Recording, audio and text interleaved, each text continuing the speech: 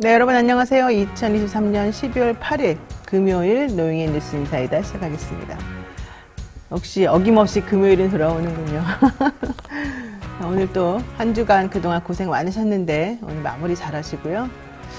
좀 행복한 기분을 아침부터 느끼는 게 그 정신 건강에도 좋을 것 같고 그날 하루의 운을 좀 바꾸는 데도 기여하지 않을까 생각이 듭니다. 여러분도 오늘 모두들 행복하시길 바라겠습니다. 자, 여러분의 인간 소화제 노영이가 오늘 방송 말씀드릴게요. 뉴스픽 처음에 준비되어 있죠. 박용진 기자와 함께 하겠습니다. 그리고 대담한 대담 시간에는 서울의 소리와 함께 김건희 여사의 디얼백을 보도했던 장인수 전 MBC 기자 모셨습니다. 실제 그 취재 뒷이야기 그리고 그 이후에 언론들의 태도, 현재 상황 이런 것들을 좀 여쭤보는 그런 시간을 가지려고 하고요. 이어서 매주 금요일에 강철이빨 김종대 전 의원과 최근 정치 이슈부터 안보 이슈까지 두루두루 이야기 나눠보도록 하겠습니다. 생방송 중에 궁금한 점 있으시면 언제든 댓글 남겨주시고요. 노영의 뉴스의 사이다 본격적으로 시작해 보겠습니다.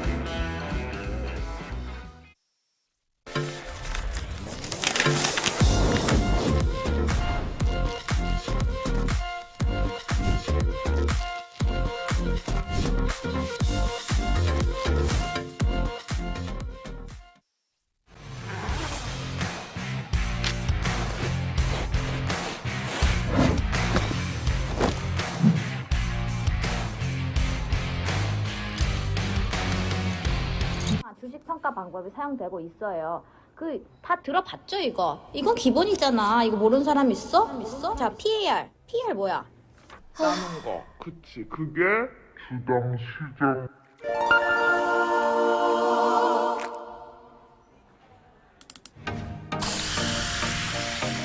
걱정 마세요.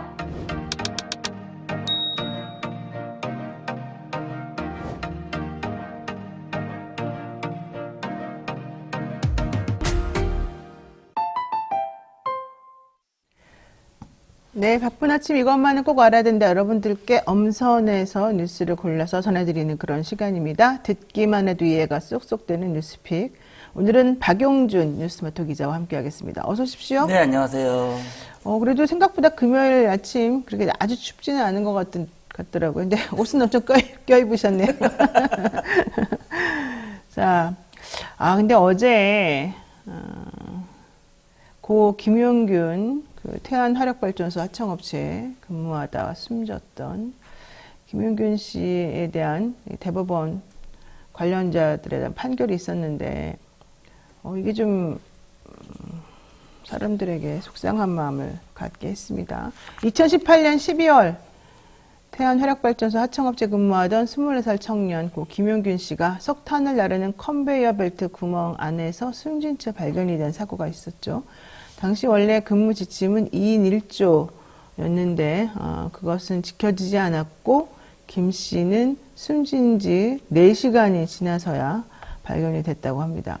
이 사건을 계기로 해서 중대재해처벌법이 만들어졌고 원청의 책임을 좀 더 강조하는 방향으로 법 개정이 이루어져야 된다라고 그때 한 목소리를 모았던 기억이 나는데 그런데 법원이 이 사고의 원청업체 대표에게 어제 무죄를 선고했다고요? 네, 어제 대법원 판결이 있었는데요. 원청업체인 한국서부발전법인과 김병숙 전 사장, 권유한 전 본부장에게 무죄를 확정했습니다. 현장의 안전점검과 예방조치 책임까지 원청업체 대표와 고위 임원에게 묻기는 어렵다는 겁니다. 김 씨가 숨진 태안화력 9호기와 10호기를 관리하고 감독한 10명만 유죄가 확정됐습니다. 근데 이들도 모두 금고형이나 집행유예로 실형은 없었습니다. 이번 사고로 징역형 이상의 처벌을 받은 사람은 한 명도 없는 셈입니다. 벌금은 하청업체 1,200만 원이 전부입니다. 당장 김 씨의 동료들과 김 씨의 어머니 김미숙 씨는 허탈함을 감추지 못하고 그 자리에 주저앉았습니다. 어머니 김미숙 씨는 법이 왜 사회적 약자를 보호하지 못하느냐, 내 아들이 죽었는데 당신 아들이 죽었어도 이렇게 판결했을 거냐고 대법관들을 향해 외쳤습니다. 네, 이게 사실은 구조적으로 원청은 하청에게 이 위험 관리를 모두 떠넘겨버리고 하청은 또 원청이 요구한 여러 가지 조건에 맞추기 위해서 근로자들을 사실은 조금 힘들게 만드는 그런 구조가 있었기 때문에 사고가 끊이지 않는다. 결과적으로는 원청이 감독할 수 있는 권한을 좀 더 주기 위해서라도 원청을 좀 책임지게 만들어야 된다. 이렇게 그 당시에는 좀 결론이 났던 것 같은데 그럼에도 불구하고 대법원에서는 왜 원청 손을 들어준 겁니까? 그러니까 이게 뭐 중대재해법이 여기 적용이 됐으면 좋겠지만 아직까지 이후에 만들어진 법이기 때문에 이 사건은 적용되지 않았고요. 대법원이 이번 판결한 걸 보면은 원청인 한국서부발전이 하청업체 소속이 된 김 씨를 실질적으로 고용한 게 아니다. 그리고 그 원청에서는 위험성을 알지 못했다. 이런 이 원청 측의 주장을 좀 그대로 받아들였습니다. 그리고 하청이 채용과 교육을 자체적으로 진행하기 때문에 산업안전법에서 정한 사업주에는 해당하지 않는다. 이런 판단인데요. 또 하청업체에도 현장 소장이 따로 있기 때문에 하청업체에도 그런 작업 방식이나 위험성을 알기 어렵다. 이렇게 대법원은 판단했습니다. 세월호나 이태원 참사도 그렇고 이런 재난사고가 있을 때마다 우리 법원은 현장 인력과 경영진을 분리하는 판결을 내놓고 있는데요. 원청이 원청인 이유는 일부 작업을 하청에 맡기더라도 전체 현장에 대한 관리 감독과 주의 의무를 갖기 때문인데 법적 책임만은 뒤따르지 않는 것 같습니다. 이게 항상 소잃고 외양간 고친다는 말이 나오지만 결과적으로 무슨 문제가 있어서 법을 만든다 하더라도 그 행위가 이루어진 시점에는 그 법이 없었기 때문에 그 법에서 얘기하는 처벌이 사실 이루어지지가 않습니다.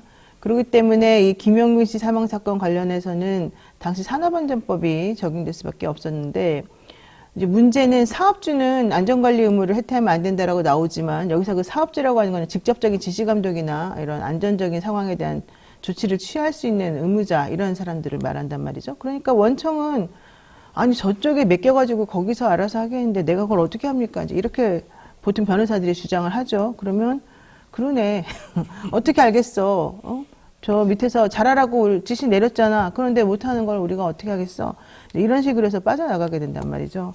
그러면 아무도 책임을 사실 결국 안 지는 그런 셈이 되어버리기 때문에 문제인 것 같고 이번 정부 들어서 특히 대형 사고든 무슨 사고든 제대로 책임지는 사람이 한 명도 없다는 게 항상 문제가 됐는데 이번에 또 마찬가지인 것 같습니다. 자, 그렇다면 그건 그 법은 적용이 못해서 안 된다고 치더라도 이번에 중대재해처벌법이 만들어졌으니까 그럼 만들어진 이후에 발생한 사건에 대해서는 또 뭔가 제대로 처벌이 이루어지냐 또 그것도 아니잖아요.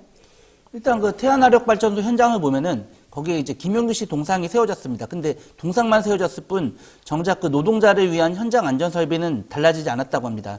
위험이 우려되면 작업을 멈추는 작업 중지권도 무용지물이고요. 그나마 2인 1조가 이제는 좀 자리 잡았던 게 좀 작은 성과라고 할 수 있습니다. 네. 그리고 김영규 씨 죽음을 계기로 이제 중대재해처벌법이 생겼지만 현재까지 유죄를 선고받은 11명 중에 1명을 빼곤 전부 집행유예 판결을 받았습니다. 지금도 재계에선 중대재해처벌법에 경영진 방어 규정을 넣고자 개정을 추진 중입니다. 맞습니다. 중대재해처벌법 만들어지긴 했는데 이게 만들어질 때부터 이제 재계에서 입김이 센 그런 큰 회사 사장님들이 이 법은 말도 안 된다, 헌법 위반이다 이런 얘기부터 시작해가지고 사실은 변호사들 다 대동해가지고 법이 불합리하다는 걸 계속 강조해 왔고요. 사법부에서도 그런 쪽으로 계속해서 판결 내리고 이랬던 기억이 나네요. 고 담덕님께서 언제쯤이나 법이 약자의 편이 되어줄까요? 이렇게 물어보시는데 과연 그게 가능할지 사실은 잘 모르겠습니다. 자, 어제 있었던 또 두 번째 소식도 한번 우리가 생각해 봐야 되겠습니다. 지금 레지던트 합격자 발표가 있었는데 그 결과가 아주 처참했다 이런 얘기죠. 내년도 레지던트 모집이 마감됐는데요. 그 인턴 생활을 마치면 전공 과목을 지원해서 전공의, 즉 레지던트가 됩니다. 근데 이들 레지던트가 이제 나아가서 전문의랑 교수가 되기 때문에 전공의 모집 결과를 보면 어느 과가 인기 있고 인기 없는지를 알 수 있습니다. 근데 아산병원, 서울대병원, 삼성병원, 세브란스병원, 성모병원 이렇게 5곳을 빅5라고 하는데 이들 병원이 이제 국내에서는 가장 시스템 잘 돼 있다 이렇게 얘기할 수 있습니다. 그렇기 때문에 지방에서는 뭐 소아과나 산부인과 의사가 뭐 씨가 말라간다지만 그래도 이들 병원은 좀 괜찮지 않을까 저도 좀 기대를 했었습니다. 네. 근데 결과를 보니까 정말 처참했습니다. 세브란스 병원 같은 경우는 소아과랑 산부인과 10명을 모집했는데 1명도 지원하지 않았습니다. 성모 아산병원에서는 산부인과 모집 정원의 절반도 채우지 못했고요. 그리고 성모병원 흉부외과를 지원한 전공의는 1명도 없었습니다. 응급의학과 같은 경우 삼성병원 빼고는 4곳에서 모두 미달됐습니다. 그러니까 이 다 빅5 모두 다 이들 산부인과랑 소아과 그리고 이제 흉부외과 응급의학과의 정원이 대부분 미달된 거죠. 네. 사실 그 인기 있는 과들은 다 정원을 훌쩍 넘겨가지고 지원들을 했었었는데 소아청소년과, 산부인과 이런 쪽 응급의학과 이 세 과가 정말 문제였던 것 같아요.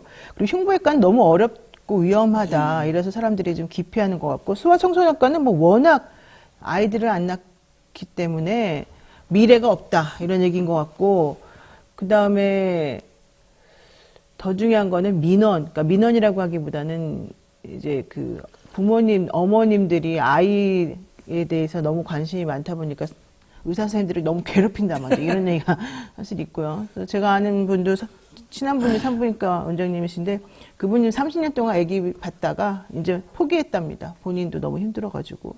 근데 이제 그런 식으로 되다 보니까 전공의 지원자가 없다는 건데 빅5마저도 사실은 그렇게 지원을 안 했다는 거는 좀 상당히 충격이에요.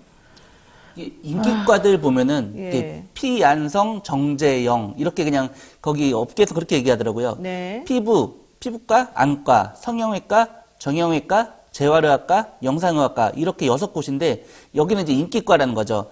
여기는 요번에도 이제 다 1.5대 1 이상의 지원율이 나왔습니다. 150% 이상이 다 나왔다는 거죠. 이들과에 몰리는 이유는 돈과 미래 그리고 워라밸입니다. 향후 의료 수요가 늘어나고 개원도 가능하고 비급여로도 돈을 많이 벌 수 있고 이런 게 다 합쳐지니까 이들과에는 내가 가겠다 이렇게 많이 몰리는 겁니다. 근데 아까 얘기했던 그런 소아과, 흉부외과, 산부인과, 응급의학과는 말 그대로 반대입니다. 말씀하신 것처럼 저출산 시대에 산부인과는 미래가 안 보이고 소아과에는 환자 민원이 많고 흉부외과는 수련 난이도가 높습니다. 응급의학과는 워라밸이 안 좋죠. 그렇게 이런 식으로 보면 이제 모두 또 진료 수가가 낮다는 게 좀 공통점입니다. 네. 그러니까 개원을 해도 크게 고소득을 기대하기 어렵다는 부분이 다 얘기되고 있습니다. 그러니까요. 근데 이들 과를 보면은 다 필수 의료에 해당합니다. 앞에 과들은 좀 부가적이거나 좀 미용에 해당하거나 좀 이런 식으로도 볼 수 있는데 이들 과가 없으면은 생명을 지킬 수가 없습니다. 그래서 반드시 있어야 되는데 현장의 의사들이 점점 사라지면서 심지어 교수들까지 이제 연구할 시간에 진료에 투입돼야 한다는 상황이라는데요. 이제 앞으로는 전문의나 교수의 숫자 자체가 줄어들 수도 있다. 지금 그리고 또 현장에서는 의료 서비스의 질이 하락할 수 있다.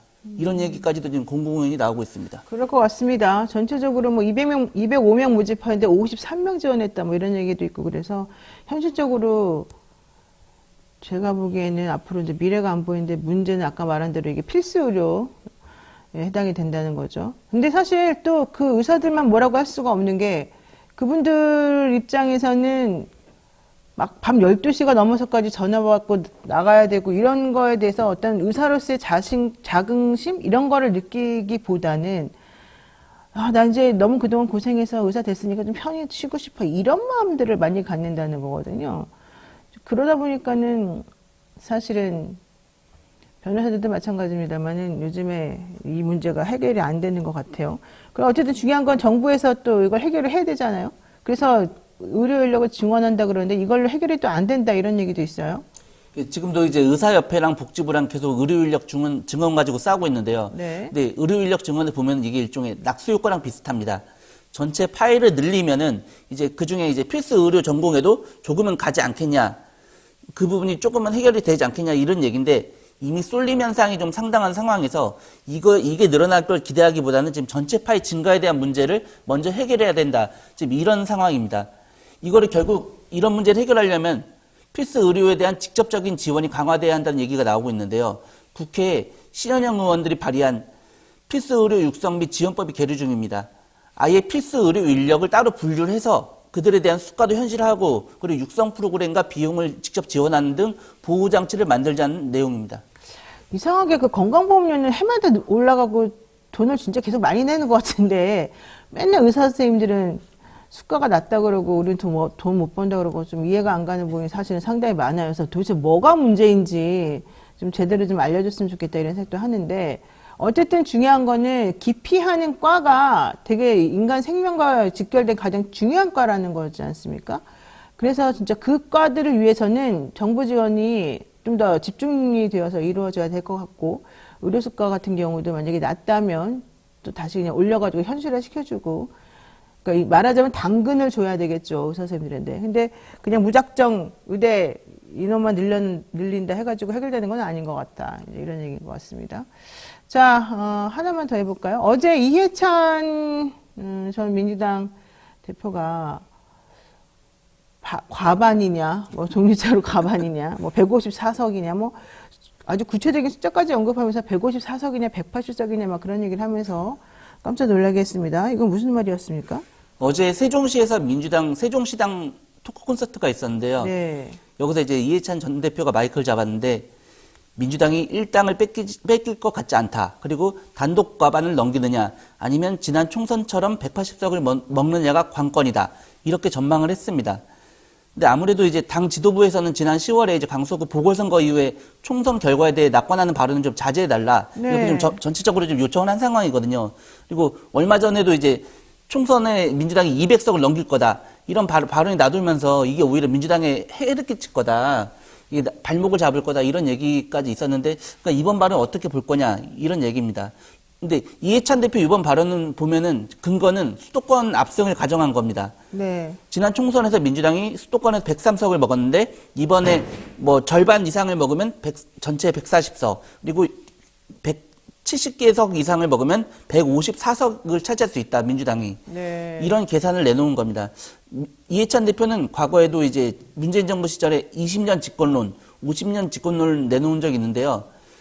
이게 나중에는 이제 거만한 민주당 프레임을 만들어가지고 민주당이 대선에서 패배한 원인 중 하나로 꼽히기도 합니다. 네, 근데 먹는다는 표현을 좀 자제해 주시기 바랍니다.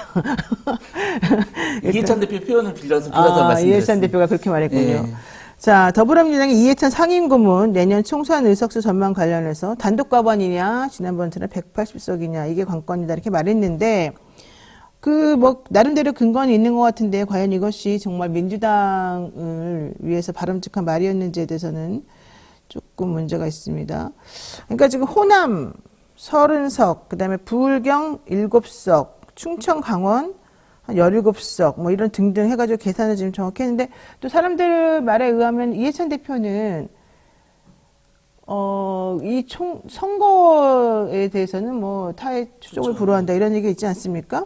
근데 이런 상황이라서 또 이분이 한 말을 뭐라고 할 수도 없고 그런 것 같아요. 이거 어떻게 해야 되는 거죠? 나라 살리자님께서 이해찬 대표님 주장은 솔직히 맞다 이렇게 말씀하시는데 이게 근데 이제 어제 또 이재명 대표가 비명계하고 또 좀 약간 다투고 있는 게 지금 권리당원의 영향력을 좀 더 키우고 그다음에 대의원들이 영향력을 행사하는 걸 조금 막는 방향으로 당원 당규를 바꾼다는 얘기잖아요. 근데 이제 요런 거하고 좀 맞물려 가지고 이제 이런 얘기가 자꾸 나오니까 아무래도 비명계 쪽에서는 계속 비판을 할 수밖에 없을 것 같은데 분위기는 어떻다고 그러던가요? 그러니까 민주당 내에서도 좀 이번 발언은 좀 안 했으면 좋았지 않겠냐. 네. 그리고 이게 좀 총선을 앞두고 또 이해찬 대표의 그런 영향력을 과시하기 위한 발언이다. 네. 그러니까 말씀하신 것처럼 총선에 관해서 내가 전문가니까 좀 나한테 얘기를 들으러 와라. 요즘에 안 그래도 그 공천을 앞두고 이해찬 대표를 찾는 현역 의원들이 그렇게 많다고 합니다. 그 뭐 상황이다. 네. 이런 얘기까지 지금 나오는 상황인데 아무래도 좀 다시 그런 영향력 과시하기 위한 발언이 아닌가 이렇게 해석할 수 있습니다. 그러니까 이게 이제 외부용이라기보다는 내부적으로 민당 내에서 본인의 입지나 이런 것 때문에 영향력을 행사하기 위해서 만든 것이다. 네. 근데 그렇다 하더라도 이분은 전체적인 그 측면에서 이 상황을 좀 보셔야 될 것 같은데 과연 이게 가능한 얘기인지 잘 모르겠습니다. 자, 지금 장인수 기자가 원래 지금 와가지고 그 다음 걸 해야 되는데 장인수 기자가 지금 계속 늦어지고 있어서 사실은 우리가 조금 다른 얘기를 먼저 하면서 이 상황을 조금 연장을 시켜야 될 것 같습니다. 좀 여러분들께 좀 죄송한 말씀을 드리고요. 지금 비명계 입장에서는 어쨌든 간에 이재명 대표가 좀 더 이 당내에서의 대표로서의 권한을 행사하려고 하는 힘찬 뭐 행보라 그래야 되나요? 이걸 하고 있어서 또 여기에 대해서 이원욱 의원 같은 경우 혹은 정세균계로 이제 알려져 있는데 그분들 같은 경우도 지금 계속해서 반발하고 있는 걸로 나오지 않습니까? 네네. 네 분이 계속해서 지속이 될까요? 어떻게 될까요? 계속해서 지속이 되지 않을까 싶습니다. 아무래도 이 네. 공천 룰과 직결된 문제이기 때문에 네. 그 의원들이 사냐 죽냐 또 어제 또 그 하위권 의원들을 얼마만큼 이걸 페널티를 적용할 거냐에 대한 얘기도 있었잖아요. 네. 이거는 진짜 그 비명계를 얼마나 쳐낼 수 있느냐랑도 직결되는 부분이거든요. 그러니까 비명계들은 자신들이 살려면은 그 부분을 좀 확보를 해야 되고 또 살 수 있는 방안을 만들어야 되는 거기 때문에 당분 한 달 안에는 시끄러울 것 같습니다. 네, 맞습니다. 지금 그리고 어제 인요한 혁신위원장 결과적으로는 혁신위가 이제 조기 종결 돼버리면서 빈수레가 요란하다 이런 얘기를 안 할 수가 없는 상황이 됐는데 김기현 대표가 승리한 것이다 이렇게 또 보는 인식들이 많더라고요. 어떻든가요? 국민의힘 내부에서는.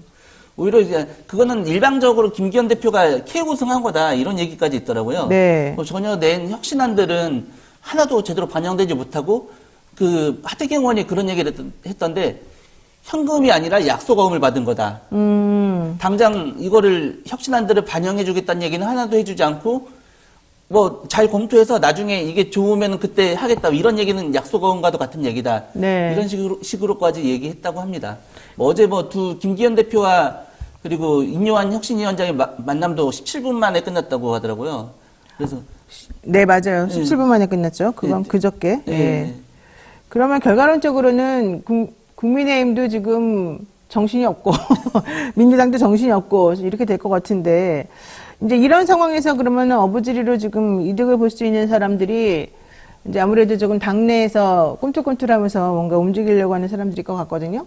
지금 이준석 대표하고 이 이낙연계 사람들하고 또 뭐 다시 만남을 가질 수도 있다. 신당 관련해서 얘기해 볼 수 있다. 이런 얘기가 지금 있는데 기자들이 보기에는 지금 분위기가 어떻다는 거예요? 그쪽은 계속 만남을 하면서 이준석 대표와 이제 신당을 27일로 거의 날짜는 박아놓은 상황이기 때문에 네. 그러면서 이 영향력을 어떻게 출범과 함께 그런 컨벤션 효과를 노리지 않겠습니까? 아무래도 네. 그런 효과를 노리기 위해서는 가장 세력을 크게 보이고 몸집을 부풀리기 위한 아무래도 실제가 가진 것보다도 더 우리가 큰 것처럼 보이기 위한 전술을 사용하지 않을까. 네. 이렇게 보고 있습니다. 그리고 어제 안철수 대표가 또 인요한 전 대표가 이제 혁신위원장, 인요한 혁신위원장 만났더라고요. 네. 그래서 두 분 만남이 또 뭐 그런 의학 박사이기도 하고 그래서 재밌는 포인트가 있었는데. 아, 의사들끼리 만난 거군요. 네. 그래서 그걸 좀 위로해주는 느낌? 저쪽에서 외면당한 김기현 전 대표에게 외면당한 인요한 혁신위원장을 안철수 전 대표가 나 네 맘 다 잘 안다. 네, 네. 내가 그 맘 아니까 나한테 와서 얘기해라. 그랬더니 인요한 혁신위원장도 굉장히 위로가 됐다. 그리고 네. 내 마음을 아는 거는 안철수 전 대표다. 그리고 앞으로 우리 더 가깝게 지내자. 네. 그리고 앞으로는 뭐 이번에 좀 정치에 쓸맛을 본 것 같다. 네. 좀 이런 식으로 얘기했습니다. 자, 근데 어저께 또 하나 재밌었던 건 이겁니다. 이준석 대표가 이건 좀 채널A 보도를 제가 보고 얘기를 하는 건데 이준석 국민의힘 전 대표가 자신이 좋아하는 국민의힘 의원은 주호영, 김도읍, 김기현이다. 이렇게 말했어요. 금태섭 새로운 선택 창당준비위원회 대표랑 3시간 동안 공개 토론을 진행하는 과정에서 좋아하는 사람 3명을 국민의힘에서 좀 뽑아달라 이렇게 물어보니까 주호영, 김도읍 그리고 굳이 뽑자면은 김기현 대표쯤 됐을 수도 있겠다. 만약에 3년 전에 나한테 이런 걸 물어봤으면 원희룡이었을 것이다. 이건 도대체 무슨 뜻일까요? 우리 한번 해석해 봅시다. 가능한 여러 곳에 다리를 걸쳐놓는. 근데 내가 봤을 때 요즘에 이준석 대표는 좀 특이하게 여러 가지 측면에서 문제가 있는 것 같은데요. 자, 그건 그렇고 지금 장인수 기자가 좀 계속 안 오고 있는데 이거 우리가 어떻게 해결해야 되는 거죠? 네, 할 수 없네요. 뭐 그냥 내가 그 장인수 기자 대신에 우리 박용진 기자에게 물어보겠습니다. 지난번에 그 김건희 여사랑 최재형 목사하고 이 디올백 가지고 얘기를 하고 영상 찍은 게 이제 나오고 그래서 조금 시끌시끌했는데 결국 그 이후에는 기성 언론이나 이렇게 이런 쪽에서는 좀 이 내용을 계속해서 확대 재생산시키기를 원하지 않는 그런 좀 분위기가 감지됐거든요. 기자들은 이 상황에 대해서 뭐 이걸 함정 취재라고 보는 거예요? 아니면은 왜 기성 언론에서는 이걸 안 받아주는 겁니까? 아무래도 이번 사건 보도를 보면 이제 JTBC에서는 그래도 좀 적극적으로 보도를 한 것 같고요. 이제 JTBC는 그래서 JTBC 2차 취재를 했더라고요. 그 네. 최재형 목사한테 직접 취재를 함으로써 아무래도 이게 지난번처럼 단순히 인용 보도한 게 아니다. 우리도 사실 확인을 위한 노력을 했다. 이런 장치를 좀 마련해 둔 것 같고, 근데 다른 언론사들을 보면은 그래도 그렇게 적극적으로 받아들이지 않으면서 이 사태가 그렇게 재확산되는데 어느 정도 좀 그 힘이 붙인 측면? 네. 그런 걸 그렇게 해석할 수 있을 것 같습니다.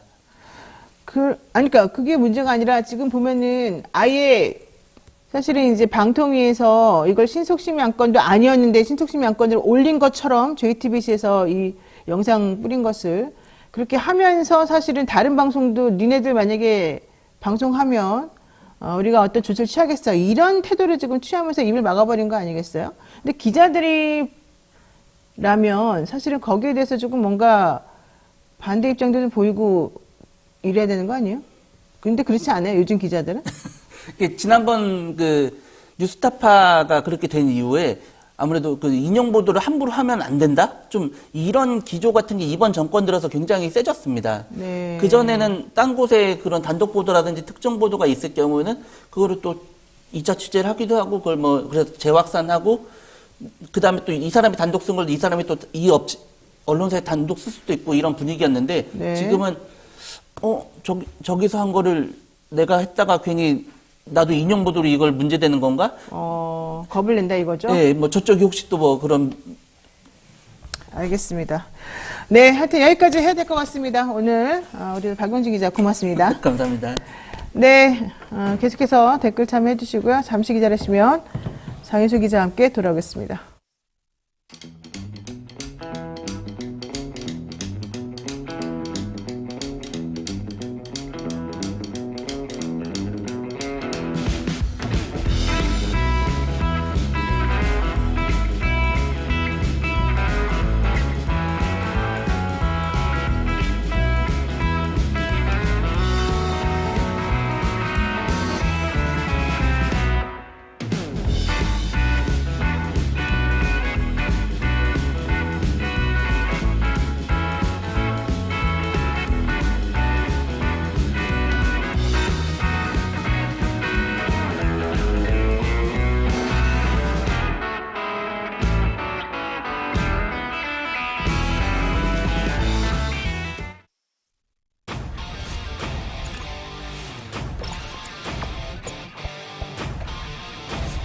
이토마토 전문가와 함께하는 올인원 서비스. 주식 투자 교육, 주식 종목 추천, 주식 투자 방법. 장 시작부터 마감까지 라이브 온 에어, 실시간 생방송. 현명한 투자를 위한 투자 교육과 투자 방법. 이토마토가 여러분과 함께하겠습니다. 네, 산삼의 분양 함양 지리산지락 800고지에서 농약 한 방울 비료한 톨 없이 오로지 자연의 힘으로만 자란 야생삼 지리산 산양산삼입니다. 사포닌 함량이나 효과는 자연산삼하고 진배가 없고요. 7년근 뿌리, 잎, 열매 한 뿌리를 한 병에 담았습니다. 39만 원에 2박스 드리니까 한 박스 가격이 19만 5천 원 꼴인데 사은품까지 드리면 15만 원 정도라고 하네요. 홍삼값에 산삼을 드리는 거니까 혹시 피곤함을 많이 느끼거나 손발이 차갑거나 넘치는 활력과 기력이 필요한 분들, 사랑하는 부모님, 지친 남편과 아내를 위해서 지리산 천년의 기운을 선물하시기 바랍니다. 1666-1080으로 전화하셔서 문의하시거나 네이버에서 산삼순백 검색하시면 되겠습니다. 네, 자, 많이 기다리셨습니다. 오늘은 세상을 떠들썩하게 만든 영부인의 명품백 논란을 취재한 장인수 기자와 함께 관련 내용 취재 과정부터 비하인드를 들어보도록 하겠습니다. 어서 오십시오. 예, 안녕하십니까. 네, 요즘 많이 바쁘시죠? 아니요, 안 지금 이제 MBC는 그만두신 거죠? 네. 근데 제3노조에서 계속해서 MBC 인프라를 이용해서 당신이 무슨 사적으로 취재한 거 아니냐 이런 비판을 계속 하던데, 비난을. 좀 약간 좀 잘못되었다 이런 얘기가 있어요. 무슨 얘기일까요, 그게? 그러니까 MBC 인프라를 활용해서 뭔가 취재한 건 아니다 이런 취지겠죠? 제가 MBC에서 봉급을 받고 있었으니까 뭐 그거를 비판하는 건지 뭔지는 모르겠는데요. 뭐 네. 인프라를 활용한 건 없고요. 기자가 사람 만나고 취재하는 거야 어느 언론사 소속이든 다 하는 거잖아요. 네네. 어떤 시점이 되면 회사에 보고하고 발제하고 기사 쓰는 거고. 네. 예, 뭐 그렇게 해서 취재해서 발제하고 보고 한 내용입니다. 예. 좋아요. 그리고, 자, 예. 네. 그리고 그리고 킬되는 건 자연스러운 거잖아요. 기자들이 네. 뭐 아이템이 채택되기도 하고 흔히 이제 아이템이 이제 거절되는 걸 킬된다고 하는데 네. 뭐 정상적인 과정을 거쳤는데 MBC의 인프라를 활용했다라는 게 제 봉급을 얘기하는 건지 그 외에 다른 무슨 제작 과정에서 뭘 얘기하는 건지 모르겠는데 제작 과정에서 MBC의 인프라를 활용한 건 없고요. 예. 저는 그 시점에 계속 그 휴가였어요. 10월부터 계속 휴가였어요. 그래요? 그게 저희가 5년마다 1년 한 달짜리 휴가를 주는 게 있거든요. 네. 그래갖고 10월에 그 한 달짜리 사회문화체험이라는 휴가를 냈고 또 11월부터 그 퇴직할 때까지는 또 한 달 이상을 그 남은 연차 뭐 대휴 뭐 이런 거 있잖아요. 네. 그거를 연말이라서 다 소진시키라고 그래서 그 소진 기간 중에 그러니까 제가 인프라를 활용하고 싶어도 활용할 수 없어요. 휴가인데 무슨 뭘 인프라를 활용해요. 그랬군요. 네.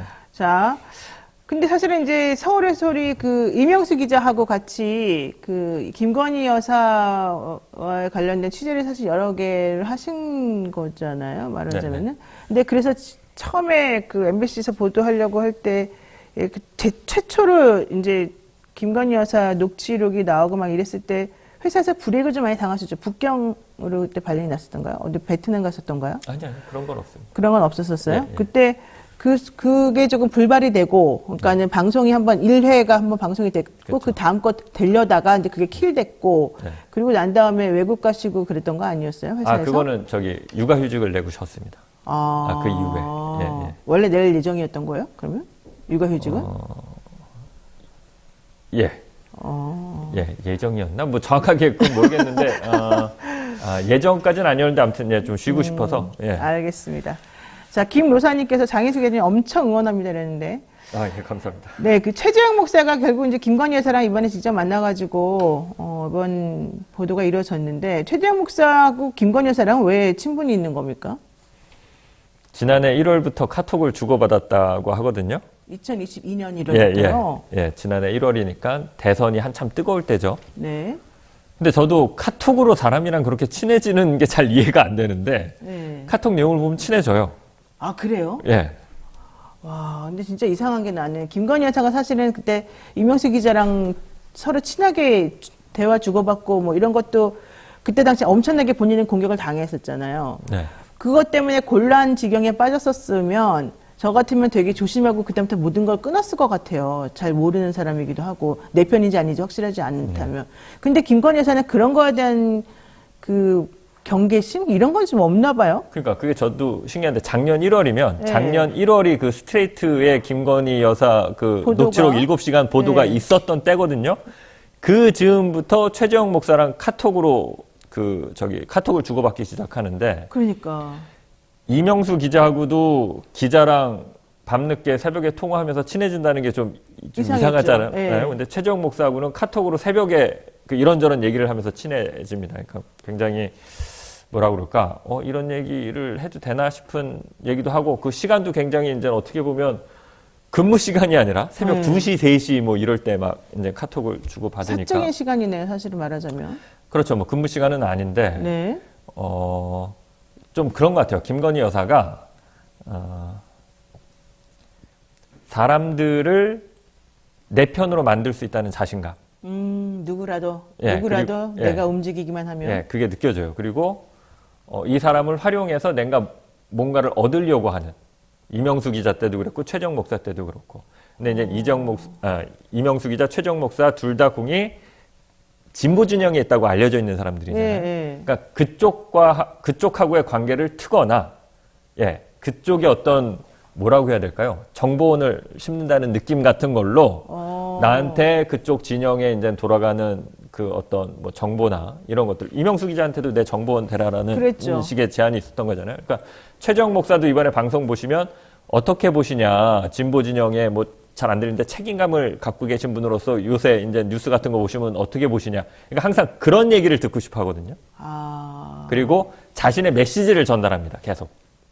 그분에게 상대방에게. 최재형 목사에게. 예, 이슈에 대한 자신의 메시지를 전달해요. 예를 들면 네. 하나만 말씀드리면 이제 극우 보수 유튜버인 안정권 씨의 누나가 대통령실에 들어갔다가 그게 이제 이명수 기자 단독인데 그 기사를 쓰면서 이제 누나가 이렇게 나오잖아요. 네. 그리고 뭐 안정권 씨는 구속되는데 예를 들면 나는 전혀 몰랐다. 내가 그렇게 하급 말단 직원 인사를 내가 어떻게 아냐. 알지도 못한다. 그러니까 언론에는 안 나왔지만 그런 식으로 이제 메시지를 전하는 거죠. 어머나. 그러니까 그렇게 본인의 결백, 말하자면 결백 같은 거를 이 사람의 입을 통해서 세상에 알려지기를 원하는 그렇죠. 그런 시스템이라는 거죠. 예.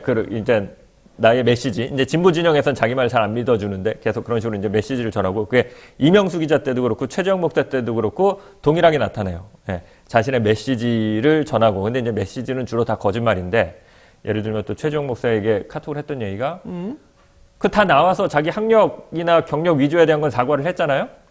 그거 다 진보 진영의 작업이다.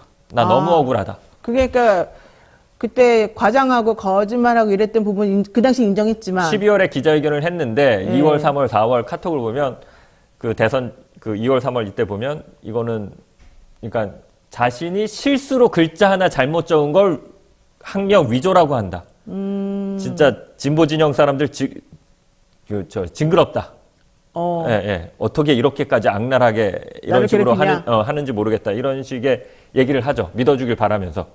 그리고 또 이제 좀 정보를 받길 바라고. 그러니까 그겁니다. 그러니까 이게 친해지는데 사적이지도 않아요. 내용은 상당히 공적인 또 내용인데, 예, 그것들을 계속 얘기하면서 이제 한 5월까지 계속 친해지죠. 예. 그러니까 뭐 시끄럽게 세상에 문제가 되었다 하더라도 혹은 내가 그걸 인정해서 일부에 대해서 자신이 좀 잘못했다라고 겉으로는 말했을지언정 그것은 내가 그냥 그 당시 상황을 모면하기 위한 거지 진실은 또 아니었다 이렇게 밝히고 싶어 하는 건가 봐요. 학력, 경력, 위조, 그게 없다는 거죠. 어머나. 그럼 왜 본인은 그런 말을 하고 미안하다고 그러고 그랬을까요? 뭐. 그런 얘기는 안 해요? 예. 전 특이한데. 어쨌든 보니까 진보 진영이나 본인이 컨트롤할 수 없는 쪽에 메신저를 내 편으로 만들어가지고 그렇죠. 예. 교두보를 삼고 싶다. 그렇죠. 이런 예, 취지인 것 그게 같아요. 뭐 저의 해석이긴 하지만 그 7시간 녹취록 그 풀 버전을 다 봤을 때 그리고 최정 목사와의 카톡 전체를 다 봤을 때 네. 그러니까 사적인 얘기도 있는데 의외로 사적인 얘기가 잘 없어요. 다 공적인 그러니까 자신의 의혹과 관련된 얘기. 지금 현안 이슈에 대한 얘기. 그러니까 그건 조금 의식하고 있다는 거 아닙니까? 이 사람이 나를 취재할 수도 있다. 그런 취지로 본인이 좀 뭔가 안전 장치를 마련해놓는 거 아니에요? 내 얘기가 자신을 취재한다고 그러면 새벽 2시에 그런 식으로 이렇게 부적절하게 그런 얘기들을 하지 못하겠죠. 그거는 이제 그러니까 좀 그 자체는 드러나지 않고 그냥 이렇게 뭐라 그럴까 이렇게 말을 퍼뜨려 주길 바라는. 네. 참 특이하네. 저는 상상을 못 하겠는데 어쨌든 자 그리고 제가 좀 궁금했던 거는 김건희 여사랑 최재형 목사가 어쨌든 그래서 만난 게 지난해 9월이라는 거잖아요. 6월에 한 차례 처음 만나고 9월에 화장품 이제 두 차례 만나고. 관련해서 예. 하나 만나고 그다음에 가방 때문에 또 9월에 9월에 만나고. 예. 그럼 왜 공개가 지금 된 겁니까? 9월에 촬영은 했는데 예. 이게 사실 이제 함정 취재라고도 많이 하는데 이게 함정 취재라고 보기도 약간 애매한 게 함정 취재면 이제 기자가 작업을 해서 함정을 파서 거기 빠뜨린 다음에 이제 보도를 하는 거잖아요. 근데 이명수 기자와 최재형 목사가 이걸 한 걸 보면 이명수 기자가 선물을 사주긴 했는데 최재형 목사가 자신의 의지로 한 거예요. 기자가 뒤에서 이렇게 뭐 공작을 하거나 사주를 했다기보다는 그냥 이명수 기자는 선물만 사준 거고 필요하다고 하니까 최재형 목사 입장에서 보면 그러니까 그 영상은 최재형 목사 거죠. 최재형 목사 입장에서 보면. 그러니까 서울의 소리가 기획한 게 아니라 최재형 목사가 나 좀 선물 좀 사줬으면 좋겠습니다. 이렇게 말하니까 그냥 선물을 사줬을 뿐이지 이 전체를 기획하거나 그런 게 아니라는 그러니까 거예요? 최재형 목사 입장에선 그런 거죠. 그러니까 이게 함정 취재라고 그러면 아니 이명수 기자 성향은 뻔히 아시니까 영상 찍자마자 주세요 그래갖고 받아갖고 바로 폭로하지 않았겠습니까? 네. 근데 최재형 목사가 이제 고민하고 갈등하는 시간이 좀 있었거든요. 이거를 어떤 식으로 폭로해야 되나, 폭로하는 게 맞나. 이제 그거 영상이 나오고 나서는 올해 한 3월, 4월, 5월부터는 이제 저랑 그걸 본격적으로 협의하기 시작하는데요. 네. 그 과정에서도 이제 선뜻 폭로하지, 당연히 그럴 거 아니에요? 이게 뭐 쉽지 않은 일이지 않습니까? 어떻게 될지 모르니까. 네. 그러니까 본인의 의지로 기자한테 안 준 거죠. 이게 그러니까 함정 취재로 그러면 바로 기자한테 줘야지. 그 서울의 소리 이명수 기자가 가만히 있겠어요? 성격이 네, 어떤데? 네, 네. 그거 내 건데 내놔 이러지? 그렇죠. 예. 근데 이명수 기자는 사실 그런 측면도 있었어요. 아니 우리 촬영 장비와 우리 걸로 사줬는데 왜 안 주시지 하는 마음도 이명수 기자는 아마 있었을 텐데 그럼에도 불구하고 그 최재형 목사가 한 거고 최재형 목사가 본인의 의지로 했다라는 걸 서울의 의지도 서울의 소리도 인정하고 존중해 준 거죠. 그래서 그거는 이제 목사님이 결단하실 때까지 기다리겠다. 근데 이제 당연히 목사님은 그 갈등이 많이 있었겠죠. 예, 이거를 섣불리 폭로하기 어렵잖아요. 예. 그 이후에 자신의 인생이나 삶이 또 어떻게 바뀔지 모르고 재미교포니까 통일운동을 미국에서 하는 게 아니라 한국에 와서 하셔야 되는데 예. 당장 출입국 정지가 돼버리면 뭐 자신의 못하고. 인생이나 그 업 자체가 부정당하고 이제 영위 불가능한 거니까 그런 거에 대한 고민을 많이 하셨죠. 예. 근데 또 생각해보면 그런 것도 있을 것 같아요. 처음에는 뭔가 좀 확인하고 그 여사에게 좀 궁금해서 객관적으로 접근하려고 하다가도 그 여사가 맨날 자신 있게 생각하는 게 누구든지 나하고 얘기를 하면은 내 말에 빨려 들어간다, 내 편이 된다, 이런 생각이 강한 거잖아요. 예. 뭐 긴지 뭔지 모르겠지만. 그러면 진짜 그렇게 넘어가는 사람도 있을 것 같긴 합니다. 왜냐면은 회의를 많이 하잖아요. 이명수 기자한테도 그때 당시에 뭐 얼마 준다 이러면서 막 그랬던 것도 있고. 그러니까요. 예. 그러니까는 저는 이제 그 윤석열 대통령 처가 장모님 그 김건희 여사 그 옛날에 그 정대택 그 관련 사건부터 해갖고 취재를 쭉 해보면 좀 읽히는 게 이건 그냥 제 주관적인 해석입니다. 높은 사람한테 수그리고 내가 높이 됐으니까 이제 수그려. 너네들이 나한테 수그려? 예, 이게 너무 당연한 거기 때문에 이명수 기자도 그랬을 거라고 보는 거고 최재형 목사도 그랬을 거라고 본 거라고 봐요.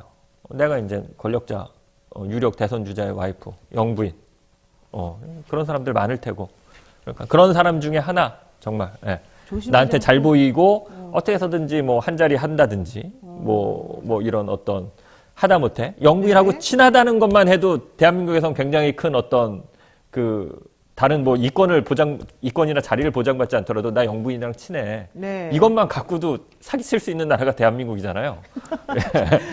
그러니까 그런 식으로 자신감 있게 너도 그 중에 한 명이겠지. 그래갖고 이렇게 거느려주는 이렇게 관리하면서 이렇게 그런 게 좀 보여요. 그래요. 그 서울의 소리라기보다도 어쨌든 최재형 목사가 김건희 여사에게 만나자고 여러 번 얘기했는데 계속 커트 당하다가 선물 사진을 보여주고 난 다음에 만남이 이루어진다는 거잖아요. 그건 무슨 의미입니까? 첫 번째 만남은 잘 이루어져요.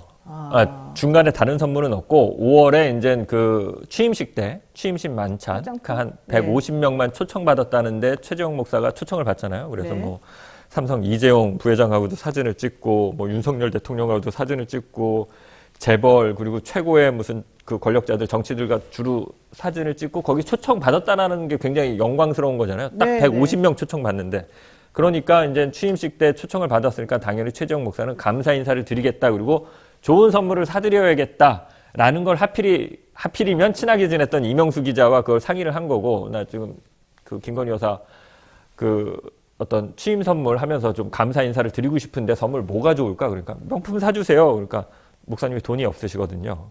명품 사주세요를 누가 한 말이에요? 이명수 기자가요. 이명수 기자가. 김건희 여사 명품 좋아하니까 명품 사주세요.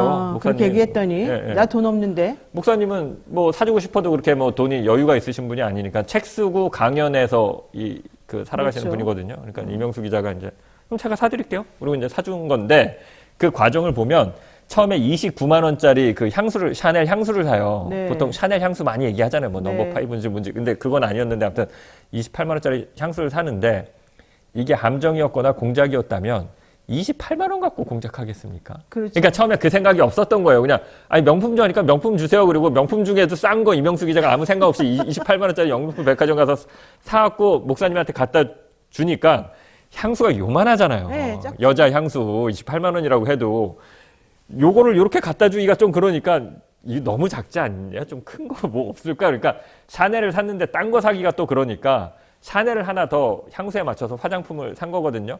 그러면서 이제 6월에 처음 한 번은 뭐 거절당하고 그런 건 아니고 자연스럽게 만납니다. 6월에 한 번은. 당연히 이제 사진을 찍어서 보내고. 네. 그리고 이제 안 만나고 그런 과정은 그 이후에 벌어지는 거고요. 그 이후에 이제 목사님이 이명수 기자랑 상관없이 그러니까 싸구려? 그러니까 중저가 제품은 또 자기 돈으로 자기가 알아서 사서 사진을 찍어서 보내는데 이제 그럴 때는 만나자는 얘기가 없죠. 아, 근데 그게 이해가 안 가는 게 솔직히 저 같으면 누가 만나자 그러는데 그냥 만난다 안 만난다 결정을 뭐 하더라도 사진으로 선물을 뭐 이렇게 딱 보여주는데 민망하게 만나주겠다 이렇게는 안 할 것 같은데 왜냐면 그 위치가 있잖아요. 그러니까 만나주겠다 이렇게 안 하는 게 아니라 그럼 큰일 나죠. 그러니까 안 되죠. 그러면 사실은. 이거를 캡처를 해서 갖고 있다가 너 폭로할 거야? 그럴 수 이러면 있죠. 어떻게 해요? 김영란법 위반 소지가 있잖아요. 네. 예. 그리고 그런 걸 받았다는 것 자체가 굉장히 부적절한 거고 대한민국 뭐 어느 나라나 그렇겠지만 권력자가 그런 걸 받는다는 건 김건희 여사 권력자는 아니지만 아무튼 권력자의 배우자들이나 가족한테 로비를 하는 거니까. 그럼요. 네. 근데 김건희 여사는 참 특이하죠. 그래야 만날 수 있는 너무 거죠. 특이해요. 이상해요. 예. 그래야 만날 수 있는 거죠. 사진을 찍어서 명품 선물을 찍어 보내야 만날 수 들어오세요라는 말이 이제 약속이 잡히니까. 그렇지 않으면 이제 약속을 한 번도 진짜 10여 차례 계속 면담 요청을 하거든요. 목사님이.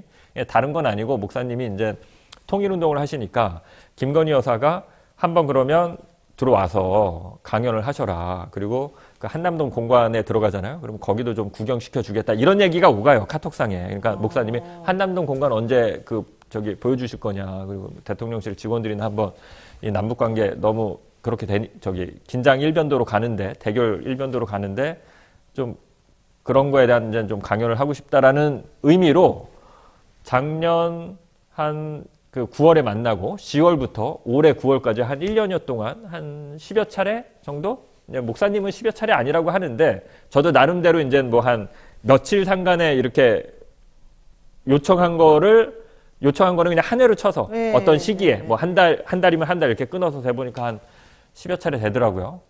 근데 이제 만난 게 2차례, 한 8, 9차례는 거절한 건데 공교롭게도 그 2차례는 다 명품 선물이 있었을 때만 만나준 거고 그 외에 어떤 뭐 강연할 수 있냐, 뭐 공간 한번 공간 한번 안 보여줄 거냐, 나 미국 가는데 가기 전에 한번 뭐 그래도 티타임 한번 네. 하지 않겠냐 이런 건 다 거절. 그래요. 그냥 그렇게 말로만 했을 때는. 아니 근데 그렇게 바쁘실 텐데 그분하고 카톡하고 싶은 사람이 한두 명이겠습니까? 김건희 여사? 근데 모르겠어요. 아무튼 거의 새벽 2시, 3시 이때 많이 카톡을 해요. 야, 진짜 특이하네요. 자, 그런데 왜 이게 사실은 저는 되게 중요한 문제인 것 같은데 언론사에서는 침묵하고 오히려 JTBC는 서울의 소리에서 이렇게 됐다고 보도했다가 지금 큰 위기에 처해 있고 좀 그러거든요. 이거 솔직히 기자 입장에서 어떻게 보세요? JTBC 너무 좀 불쌍하다고 표현하면 안 되고 아무튼 참. 전 JTBC가 좀 특이한 것 같아요. 솔직히 말해서. 기자로서 참 아무튼 오히려 말씀드립니다. 이거 뭐 못할 보도도 아니고 나름대로 보도한 거잖아요. 그러니까 네. 뭐 그 보도에 대해서 모르겠습니다. 이명수 기자랑 최재형 목사는 좀 불만이 있는 것 같더라고요. 만약에 이렇게 서울의 소리가 배후에 있고 서울의 소리의 공작에 의해서 이런 것들이 진행됐다 이런 식으로 그런 느낌을 주는 리포트여서 근데 이제 그런 측면이 없는 건 아니기 때문에 저는 어떤 기사의 방향은 그 언론사에 소속된 구성원들 기자들이 선택하는 거고 그거는 공개해서 시청자들한테 평가받는 거기 때문에 그 과정이니까 그거에 대해서 저는 뭐 그렇게 불만은 없는데 아무튼 그런 보도조차도 이제 너희는 한번 혼나야 돼라고 이제 방심위에서 무슨 긴급 심의를 하니 많이 이러고 있으니 참 아무튼 JTBC 구성원들 여러분 참 그럼 기자님은 왜 MBC를 나오신 거예요? 솔직히. 이제 고민은 한 1년여 전부터 하고 있었고요. 뭐 솔직히 말씀드리면 이제 7시간 저도 돌이켜보면 그 7시간 녹취록 보도가 저한테 좀 상처가 됐던 것 같아요. 내 마음대로 그 기사를 쓰지 못했고 쓰라는 대로 써서 냈는데 그게 반응이 좋지 않았잖아요. 아무튼 그거는 뭐 제가 시청자분들한테 책임져야 할 부분이긴 한데 아무튼 좀 그 아쉬움이 있었고 이번에 다시 이제 이거를 발제했을 때 이게 이제 못 나가게 된 거잖아요. 회사에서 채택하지 않았으니까. 그러면 굳이 이 회사를 계속 다닐 필요가 있을까라는 내가 생각을 한 거죠. 기자로서. 예, 예. 근데 MBC마저 그러면은 사실 지금 KBS 사태나 여러 가지를 보시는 입장에서 할 말이 없겠습니다. MBC 마저라고 생각하실 수는 있는데 네, 뭐 그것도 저는 아니에요. 그렇게 생각하지는 않고요. 왜냐하면 이제 기사를 보는 그 아이템, 그러니까 기사 아이템을 보는 그런 관점은 다르니까. 근데 이제 이번에 같이 얘기했던 MBC 내부의 그 선배들은 제가 진짜로 이렇게 존경하는 선배들이고 좋아하는 선배들이고 그런 선배들과 이제 허심탄회하게 얘기했고 그 결과 이제 킬 된 건데 그건 아주 정상적인 과정이라고 보고요. 그거를 그냥 정권의 눈치를 봐서 우린 못해. 좀 이런 측면하고 저는 그렇게는 안 봐요. 근데 이제 다들 그렇게 생각하시겠지만 저는 그렇게는 안 보는데 뭐 제가 얘기한다고 그런 생각들이 바뀌실지는 모르겠는데 아무튼 저는 그냥 정상적인 그 아이템을 논의하는 과정이었다고 봅니다. 근데 이제 이건 좀 개인적인 얘기긴 한데 그런 생각도 해요, 저는. 내가 회사 생활을 잘 못했구나. 내가 그러니까 선배들로부터 신뢰를 받는, 장희수 쟤는 일 잘하는 애야. 제가 취재한 내용, 제가 쓴 기사는 믿을 수 있어. 평소에 이런 믿음을 그 줬더라면. 믿음을 주는 기자였다면 작년에도 그렇고 올해도 그렇고 선배들이 내 말을 조금 더 내 취재나 내 발제를 조금 더 그러지 않았을까. 근데 이제 제가 저 스스로를 돌이켜 보더라도 선배들한테 그렇게 이렇게 신뢰를 주는 그 후배 기자는 아니었던 것 같아요. 네. 네. 또 이렇게까지 말씀하시니까. 자, 마지막으로 지금 현재 대통령실이 공식 입장을 내고 있지 않아요. 그리고 특별히 여기는 고소고발 같은 경우가 지금 대통령실이나 이쪽 인물들이 직접 하는 건 또 없는 것 같기도 하거든요. 지금 상황이 정확히 어떻습니까? 저도 고소고발은 별 관심이 없습니다. 저는 이제 취재하고 기사 쓰는 것까지만 제 영역이라고 생각해서 근데 이제 장 기자가 고발된 거 있어요? 아직까지 연락받은 건 없습니다. 그러니까. 제가 모르는 사이에 뭐 고발은 됐을 수 있는 거잖아요. 고발장 네, 갖다 넣으면 그렇죠. 되니까. 근데 네. 이제 그러니까 당분간은 없을 것 같아요. 분위기상. 저쪽에서 그냥 묻고 가자는 분위기니까. 그래서 이걸 예. 확대시키고 싶지 않다. 네, 확산시키고 싶지 않다. 더 이상 뉴스 내지 말아라. 누가 고발을 한 게 있다면 그 자체가 또 기사가 될 테니까. 그렇죠. 야, 없었던 일로 만들어야 되는 거니까 그렇지는 않을 것 같고, 그러니까 당분간은 그런 게 없을 것 같은데, 그건 좀 봐요. 뭐 시간이 지나서 또 할 수는 있겠죠. 네. 지금 보면 서울의 소리가 일단 북 배우설을 언급했다는 대통령실 관계자를 고소한 건이 하나 있고요. 서울의 소리가. 서울의 소리가 중앙지검에, 그러니까는 그 지금 보도 난 걸 보면 대통령실 관계자가 이거 북한이 그렇죠. 뒤에 네. 있을 수 있는 거 아니냐 뭐 이런 식의 언급을 했다라는 보도가 있잖아요. 맨날 그러니까 북한만. 예, 그 대통령실 관계자가 누군지는 모르겠지만, 서울의 소리를, 서울의 소리의 명예를 훼손했다. 그래갖고 민형사상 소송을 지금 서울중앙지검에 낸 게 하나 있고, 그 외에는 제가 이제 딱히 모르겠습니다. 예. 네. 자, 앞으로 뭐, 취재 계획이나 앞으로는 어떻게 하실 예정입니까? 이게 뭐가 있나요? 저도 대한민국의 언론 시스템은 모든 기자가 다 전속 기자네. 그러니까 프리랜서 기자가 없잖아요. 네. 있긴 있는데 사실 없는 거나 마찬가지죠. 대한민국에서 기자라는 건 다 전속인데 이제 MBC라는 큰 언론사에 있다가 나와서 프리랜서 기자로 살아가는 게 가능할지 모르겠어요. 그러니까 가능한지 불가능한지 전 모르겠어요. 근데 제가 할 줄 아는 건 기자밖에 없으니까 기자로 살아가긴 해야죠. 그래서 당분간 이제 취재하고 기사 쓰는 건 할 일인데 그래서 지금 그냥 되게 이상주의적이긴 한데 지금 러프하게 생각하고 그러니까 좀 거칠게 생각하고 있는 게 취재하고 기사 쓴다. 저는 매체 소속이 아니니까 네. 매체도 섭외한다. 어허. 내 기사를 보도해줄 보도할 수 있는. 네, 매체를 컨택해서 이제 뭐 작은 기사 같으면 그냥 어떤 특정 매체를 컨택해서 기사를 내면 되고 이번 디올백 같은 경우는 그래도 국민들이 관심을 가질 만한 이제 네. 거의 특종이라고 볼 수 있는 보도잖아요. 이런 보도가 있을 때면 가급적 많은 매체를 컨택해서 같이 보도하는 많이 방향으로, 보도되게? 네, 같이 보도하는 방향으로. 그러지 않으면 그 기성의 언론이 가지고 있는 어떤 특정한 정치 지형에서 특정한 그 아이템 그 기사에 대해서만 발현되는 그 침묵의 카르텔을 넘어설 수 없다. 예, 그럴 때는 좀 대한 매체들이 네. 좀 그 뭐 같이 좀 보도하고 같이 좀 움직이시면 좋은데. 떠들어야 되지 않겠느냐라는 의미에서 제가 좀 그렇게 기성 언론에서 쓰지 않을 것 같은 아이템을 취재하는 경우에는 좀 제가 만드는 것까지 제작은 다 제 얼굴 내고 제가 책임지는 걸로 해서 제작하고 이번에도 그렇게 하려고 했어요. 디올백도. 서울의 소리, 뭐 또 뉴스버스, 김용민 TV, 안진걸 TV, 그 외에 뭐 다수 뭐 시사타파 TV 다수의 어떤 대형 유튜버들과 몇몇 언론사들이 함께 동시 송출했거든요. 이번에도 이제 근데 서울의 소리가 이제 제작 지원을 하다 보니까 주가 돼서 서울의 소리 아이템이라는 이제 성격이 강하게는 됐는데 이제부터는 그냥 제가 어떤 독립된 어떤 기자로서 난 독립 기자 내지는 독립 취재팀, 독립 보도팀으로서 난 취재하고 보도만 취재하고 기사만 쓸 테니까 보도해줘. 난 매체 없으니까. 뭐 어떤 요구도 하지 않을게. 이런 식으로 한번 접근해 보려고 하는데 네. 쉽진 않겠죠. 알겠습니다. 네, 오늘 여기까지 말씀드려야 될 것 같습니다. 지금까지 장인수 기자와 함께했습니다. 고맙습니다. 예, 감사합니다. 네, 잠시 기다리시면 김종대 전 의원과 돌아오겠습니다.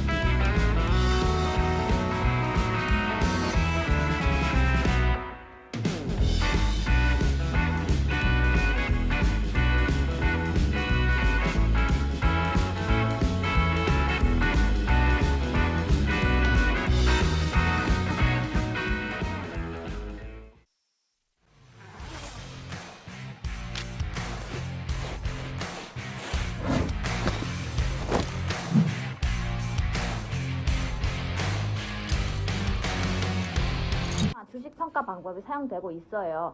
그 다 들어봤죠 이거? 이건 기본이잖아. 이거 모르는 사람 있어? 자, PAR 뭐야? 라는 거. 그치. 그게 주당 시장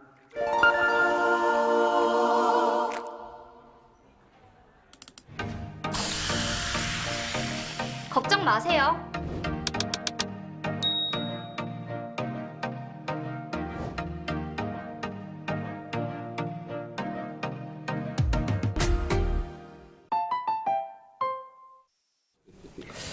네, 급박하게 돌아가는 한반도 정치와 안보 상황 매주 금요일 이분과 함께 짚어보도록 하겠습니다. 김종대 전 의원의 최강 디펜스 코너인데요. 의원님 어서 오십시오. 안녕하세요. 네. 요 얘기 하나 좀 먼저 시작하겠습니다. 천공 관저 개입 의혹 관련 보도한 언론사들에 대해서 계속해서 지금 방통위나 이런 정부에서 탄압을 한다 이런 얘기가 들려오던데 이번에 KBS 라디오 주진우 씨가 진행하던 라이브, 주진우 라이브 없어졌거든요, 사실은. 네. 근데 이게 또 이제 문제가 돼서 제작진 의견 청취를 하겠다라고 지금 통보가 갔다는 겁니다. 결과적으로 제작진 의견 청취한다는 거는 문제가 있으니 우리가 법적 조치를 취할 수 있게끔 제재를 가하겠다 이런 취지거든요. 네. 이거 그 의원님도 근데 그 당시에 고발도 당하셨었고 물론 이제 그 위에 사실 제가 보니까 진행되는 것도 없는 것 같긴 한데 이거 좀 네. 어떻게 돼가고 있는 걸까요? 그러니까 올해 2월 2일 방송분에 대해 가지고 그 제작진 의견 청취를 하겠다. 그날 제가 출연한 날이에요.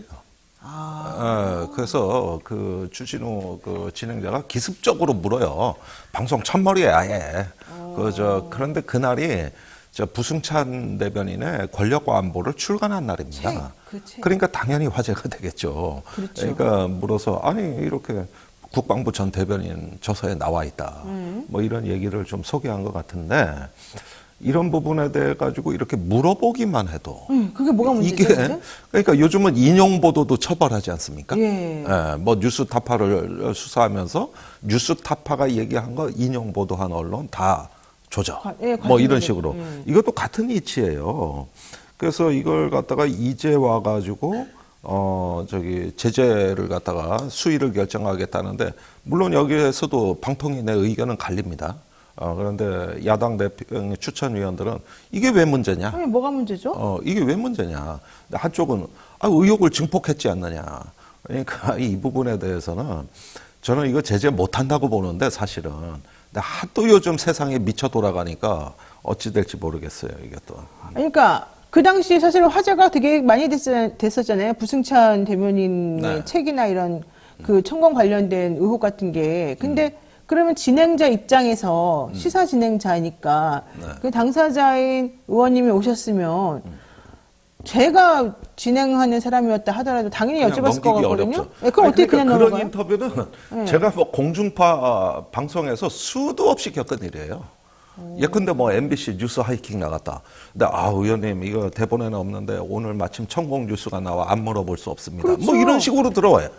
그러면은 그런 건 이렇게 된 겁니다 하고 저도 사실 허구한 날 방송 나가는데 제가 천공 질문 집중적으로 받는 거 나도 싫어. 이런 거 재판에 가서 다 가릴 거야. 근데 이 언론이 궁금하면은 못 참는다고. 그렇죠. 그러니까 물어보면 답변은 해줘야 되거든요. 네, 이런 게 이제 그 제재 대상이 된다 그러면 그럼 정상적 언론 기능은 없어지는 거거든요. 질문도 못하고 궁금한 거 알아보지도 못하고 이런 거잖아요, 결과적으로. 아니 그래가지고 궁금해 하지도 저기, 말아라. 12월 작년 그 5일 날이죠. 제가 전화로 그 네. TBS 뉴스공장에 그 천공 인터뷰 잠깐 했다는 이유로 그것도 말미에 10분도 안 돼요. 그런데 김어준 공장장도 그때 같이 고발당했지 않습니까? 그랬죠. 그런데 경찰에서는 또 수사를 안 하는 게 부르지도 않았어요. 왜냐하면 그냥 단순히 자기 의견 없이 어떻게 된 거냐고 물어본 거는 수사할 수가 없다 이거예요. 그래서 경찰에서는 또 그런 거는 제재할 수 없다고 판단이 내려졌어요. 근데 방통위는 또 이번에는 제재를 하겠다는 거거든요. 그러니까 이게 뭐 이렇게 일관성 없는 법에 잤다. 이게 뭐 코에 걸면 코걸이, 귀에 걸면 귀걸인데 네. 이런 식으로 뭐 다 잡아들인다는 얘기인데 한번 할 때만 해보라고 하시죠. 이제 그냥 거의. 아니 그리고 실제 천공권은 기소도 안 됐어요. 저는 그래요? 수사 올스톱이에요. 벌써 검찰로 넘어간 지 넉 달째인데 전화 한 통 없잖아요. 재판으로 안 넘겨졌군요. 기소도 안 하고 그냥 눌러오고 그냥 보도한 언론사만 때려잡는 거지. 이 사건 본안에 대해서는 그러니까 퍼져 나갈까봐 그것만 지금 신경 쓴다는 거네. 그것만 신경 쓰는 거지. 이 자체는 지금 아무 수사도 없어요. 1년입니다. 1년. 그러네요, 진짜. 1년이네요, 진짜. 기소도 안 됐다니까. 우리가 사실 스픽스에서 그 얘기 한 게 1년 전이에요? 12월 4일입니다. 작년. 네, 지났어요, 이미 또 1년. 야, 특이하네. 자, 어제 박정훈 대령 첫 공판이 있었습니다. 네. 최수근 상병 사건 보고서를 경찰에 입첩하는 과정에서 말을 안 들었다. 상관의 명령을 어겼다. 이제 이게 핵심인 것 같은데. 네. 그게 그런 것도 항명에 해당이 되는지. 또 그 당시에 사실은 그렇게 될 수밖에 없었던 이유가 있었지 않습니까? 이게 외압을 위해서부터 받았다는 게 박정훈 대령의 얘기였잖아요. 이게 어제 재판을 했으니까 좀 가려지고 좀 그러겠습니까? 어떻게 되겠습니까? 아니 그러니까 이 재판 자체가 이 사건을 구성하는 표리 관계라는 게 있는 거 아닙니까? 원인과 결과가 있는 거고. 그러면 외압이 있고 그 수사 과정부터 외압이 있었어요. 그다음에 장관 보고가 끝났고 장관이 결재해 주어서 이첩하려는데 또 외압이 들어왔고. 네네. 그래서 그걸 갖다가 거부하니까 항명으로 됐고 그 다음에 국방부가 사건을 가져가서 조사본부에서 조사를 했는데 거기에 또 외압이 있어서 이번에는 박정훈 대령 수사가 맞다고 조사본부는 얘기했는데 거기다가 압력을 놔가지고 또 혐의자를 빼고 이런 것들이 얽혀 있는 하나의 그 거대한 내러티브, 하나의 어떤 이어지는 서사거든요, 이게. 근데 이런 거 다 빼고 오로지 항명 하나만 재판하라는 거예요. 오로지? 항명 하나만.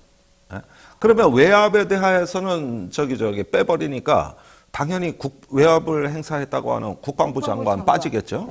그다음에 대통령실에서 그 뭐 수시로 전화했다는 임종덕 안보실 2차장 여기도 빠져나가겠죠. 가장 중요한 대통령 외압의 당사자인 대통령과 그 주변은 다 빠진다고 봐야 되는 거죠.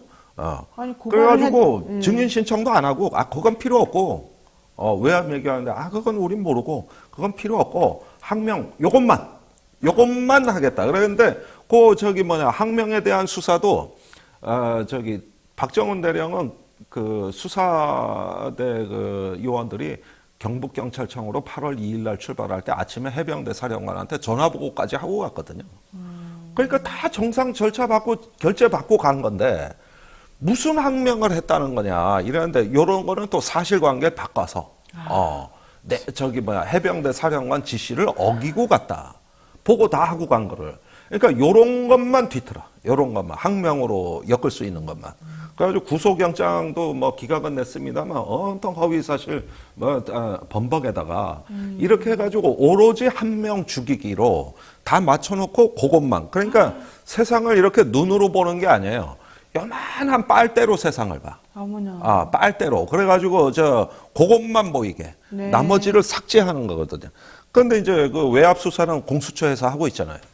그러니까 이건 뭐 소식도 없고 지금. 아이고, 공수처 그러니까. 지금 난리 났어요, 또. 예. 맨날 그만두고 뭐 어쩌고저쩌고 또 내부적으로 서로 싸우고 지금 그러고 있어요. 예, 그러니까 이렇게 세상을 다 주변 상황을 삭제하고 딱 해당 사항만 보게 되니까 모든 거는 이건 정치적 의도가 뻔해 보이는 거 아닙니까? 예. 맞습니다. 그런데다가 임성근 전 해병대 1사단장, 사실은 이제 최상병 사망 사건에 제가 보기엔 직접 책임이 있는 분인 것 같은데, 본인은 나는 들어가지 말라 그랬는데 내 말 안 듣고 들어가서 사고가 난 거다. 이런 취지로 아니 그러니까 진술서를 나는 냈어요. 예. 지금까지 이분이 지금까지 모든 이 분란의 아주 모든 본질이자 이분의 보신주의가 여러 사람 죽이는구나. 그런데 이제 진술서까지 이렇게 나온 거 보고서 야 그동안에 연구를 좀 하셨는데 이 카톡이나 대화 내용 된 거 다 샅샅이 뒤져가지고 내가 물에 들어가라고 지시한 적 없다. 그런 게 기록에 없고 다만 중대원들한테 카톡으로 전달된 거는 그건 내가 한 게 아니라 밑에 있는 여단장이 왜곡해서 전달한 거다. 이렇게 해서 다 뒤집어 씌우기로 해가지고 이번에는 또 혐의 대상에서 빠진 정작 그 여단장이 있어요. 네. 거기까지 혐의자로 또 지가 집어넣은 거예요, 이게. 그래가지고 대대장들이 잘못 알아들은 거다. 대대장들은 지금 혐의 대상자입니다. 그러면은 사단장 여단장이 빠져나간 건데 혐의 네. 대상에서. 네. 근데 여단장 제가 왜곡했다. 요렇게 또 진술에 써버린 거야. 남한테 또 그렇게. 그러니까 이게 뭐냐 하면은 자기 살기 위해서는 물귀신처럼 누구라도 다 죽여. 자기 부하 누구든 간에 이건 여단장이 왜곡한 거고 대대장이 잘못 알아들은 거야. 그럼 여태까지 자기 사단장으로 다 지휘했던 자식 같은 부하들 아니야. 그러면 무슨 아버지가 야 나는 가장으로서 아무런 어떤 그 잘못한 게 없는데 엄마가 잘못한 거야. 네가 잘못한 거야. 이모가 잘못한 거야. 삼촌이 잘못한 거야. 뭔 아버지 하나가 집안을 거덜을래 아주. 아니 무슨 사단장이라는 분이 그렇게 자기 부하 직원들에게 모든 걸 다 책임을 떠넘기고 그럴까요? 아니 그러니까 이게 지금까지 그 사단장이 혐의 대상으로 처음에 봤던 이유는 뭐냐 하면은 하도 현장까지 와서 닥달하니까 그리고 포병이 제일 잘못하고 있다. 네. 심지어 경례까지 똑바로 하고 복장까지 지시한 사람이 물에 들어가라는 얘기는 안 했다? 참네요. 아니 그런데 밑에서는 사단장이 무섭거든.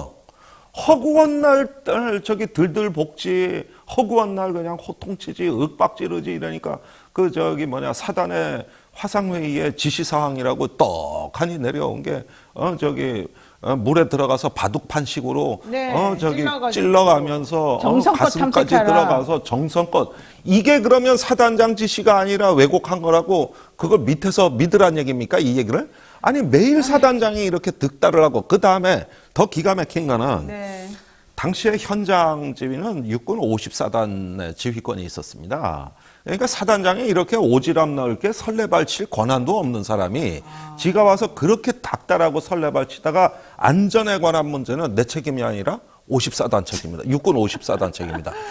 야, 그러니까 이런 사람이 말이에요. 네. 전쟁이 나면 제일 먼저 내뺄 장수요. 그러네. 전쟁이 나면 제일 먼저 내빼고 부하한테 책임을 다 미루는. 그러니까 항상 공식은 정해져 있는 거예요. 공은 나에게, 책임은 부하에게. 알겠습니다.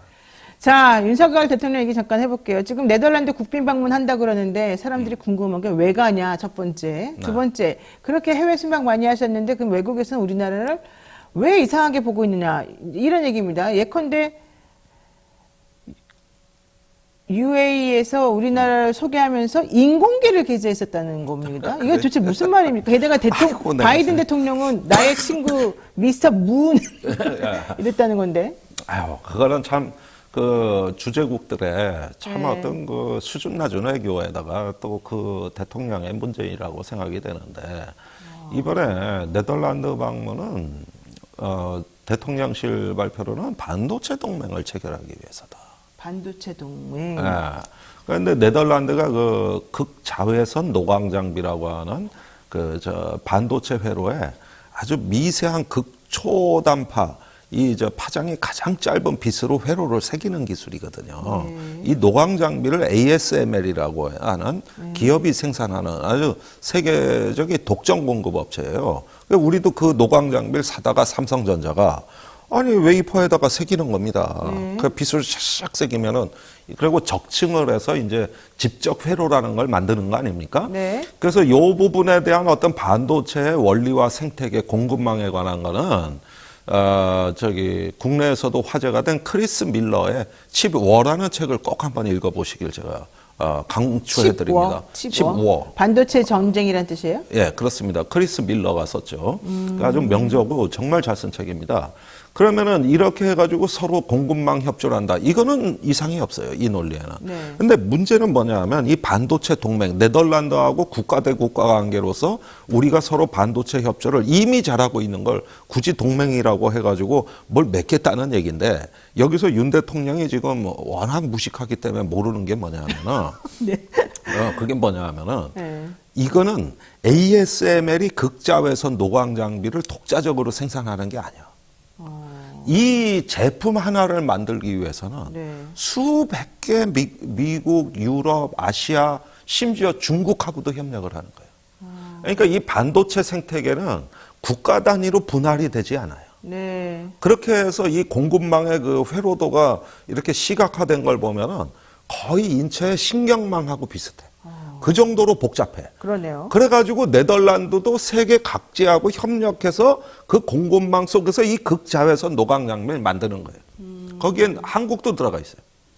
그런데 그걸 갖다가 네덜란드가 ASML이 이 장비를 생산해. 우리 공급자끼리 딱 맺어가지고 칩워 반도체 맺어. 그러면은 이거 우리 혼자 만드는 거 아닌데 가보니까 그 브리핑을 할 거 아니야 이제. 그쵸. 이거 전 세계가 다 협조해요. 그러니까 그래요? 그러면 거기 또 쫓아가야지. 그럼 거기도 가니까 또 우리 협력업체 또 따로 있고. 이거는 이 복잡한 신체 혈관 신경망 같아가지고 거의 추적이 불가능한 공급망이 반도체 공급망이거든.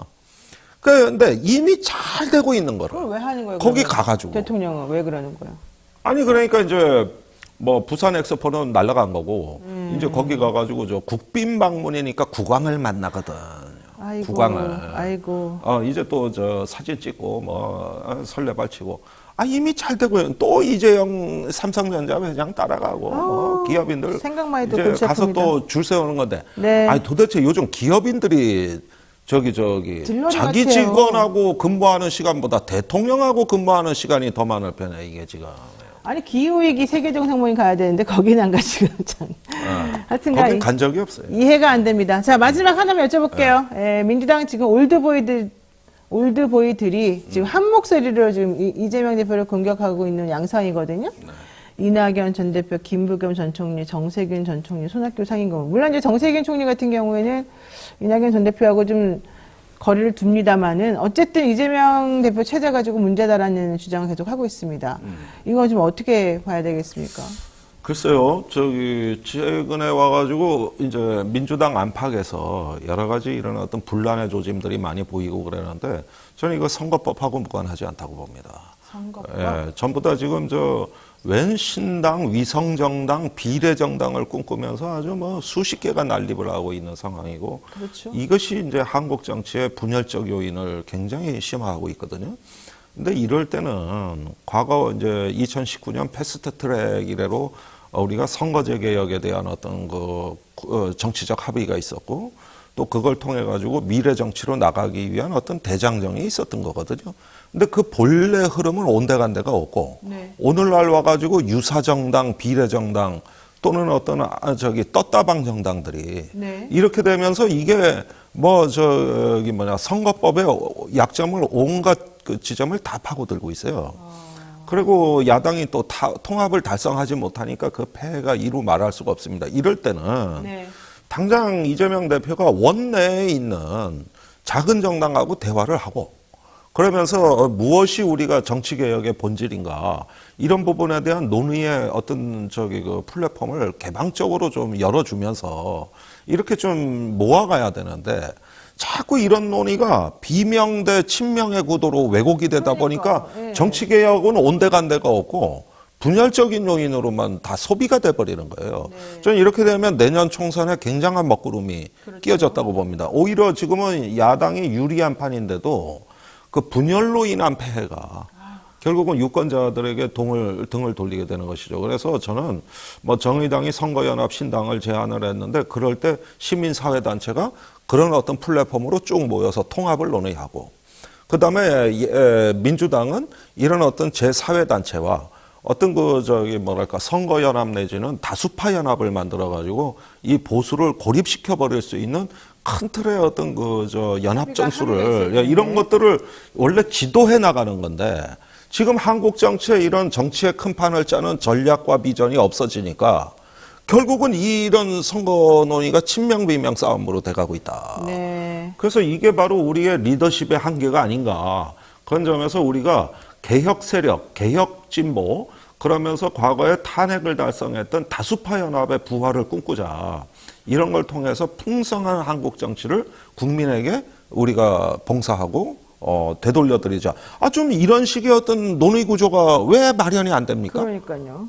제 정당 사회단체끼리 이런 얘기가 왜 대화가 불가능하죠? 네. 그런 면에서는 조금 민주당의 분발을 촉구하는 지점이고 그런 점에서 이제 그 전직 국회의장들도 이렇게 기존 민주당을 공격할 일이 아니라 새로운 어떤 한국 정치의 미래와 나아갈 바를 새로운 방향을 좀 제시해줬으면 좋겠어요. 그런 면에서 네. 정의당이 가치 연합을 제안하고 있다는 것도 좀 주목을 해주셨으면 좋겠습니다. 알겠습니다. 네, 지금까지 김종대 전 의원과 함께 얘기 나눴습니다. 오늘 말씀 고맙습니다. 감사합니다. 네, 건강보험, 차량보험을 더 저렴하게 만나보실 수 있는 전문보험 클리닉 업체 믿을 수 있다 더 착한 보험을 소개해드립니다. 가족이나 친척, 지인에게 묻지마 보험 가입하신 분들 보험료는 적당한지 필요한 보장은 제대로 들어있는지 궁금할 때 점검 받아보시기 바랍니다.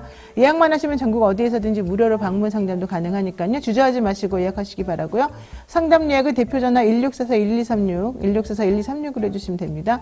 010-76-1-3303으로 연락하시면 24시간 채널이 열려 있으니까 문자, 카톡 남겨주시면 확인 후 연락드린다고 합니다. 네, 영신이 문제 많은 관심 부탁드리고요. 네, 오늘 저희가 준비한 내용 여기까지입니다. 그리고 잠시 기다리시면 노반장 제가 진행하는 2부 뉴스인사 프라임이 진행이 됩니다. 오늘은요, 문희장 평론가 그리고 일리아 수원대 조교수와 함께하는 세계와 K 코너가 준비되어 있습니다. 저희가 야심차게 준비하고 있는 뉴스인사 프라임 다음 주까지 무료로 방송하고요. 12월 18일부터 유료 멤버십 서비스를 할 예정입니다. 많은 관심 부탁드리고 조금만 기다려 주시기 바랍니다.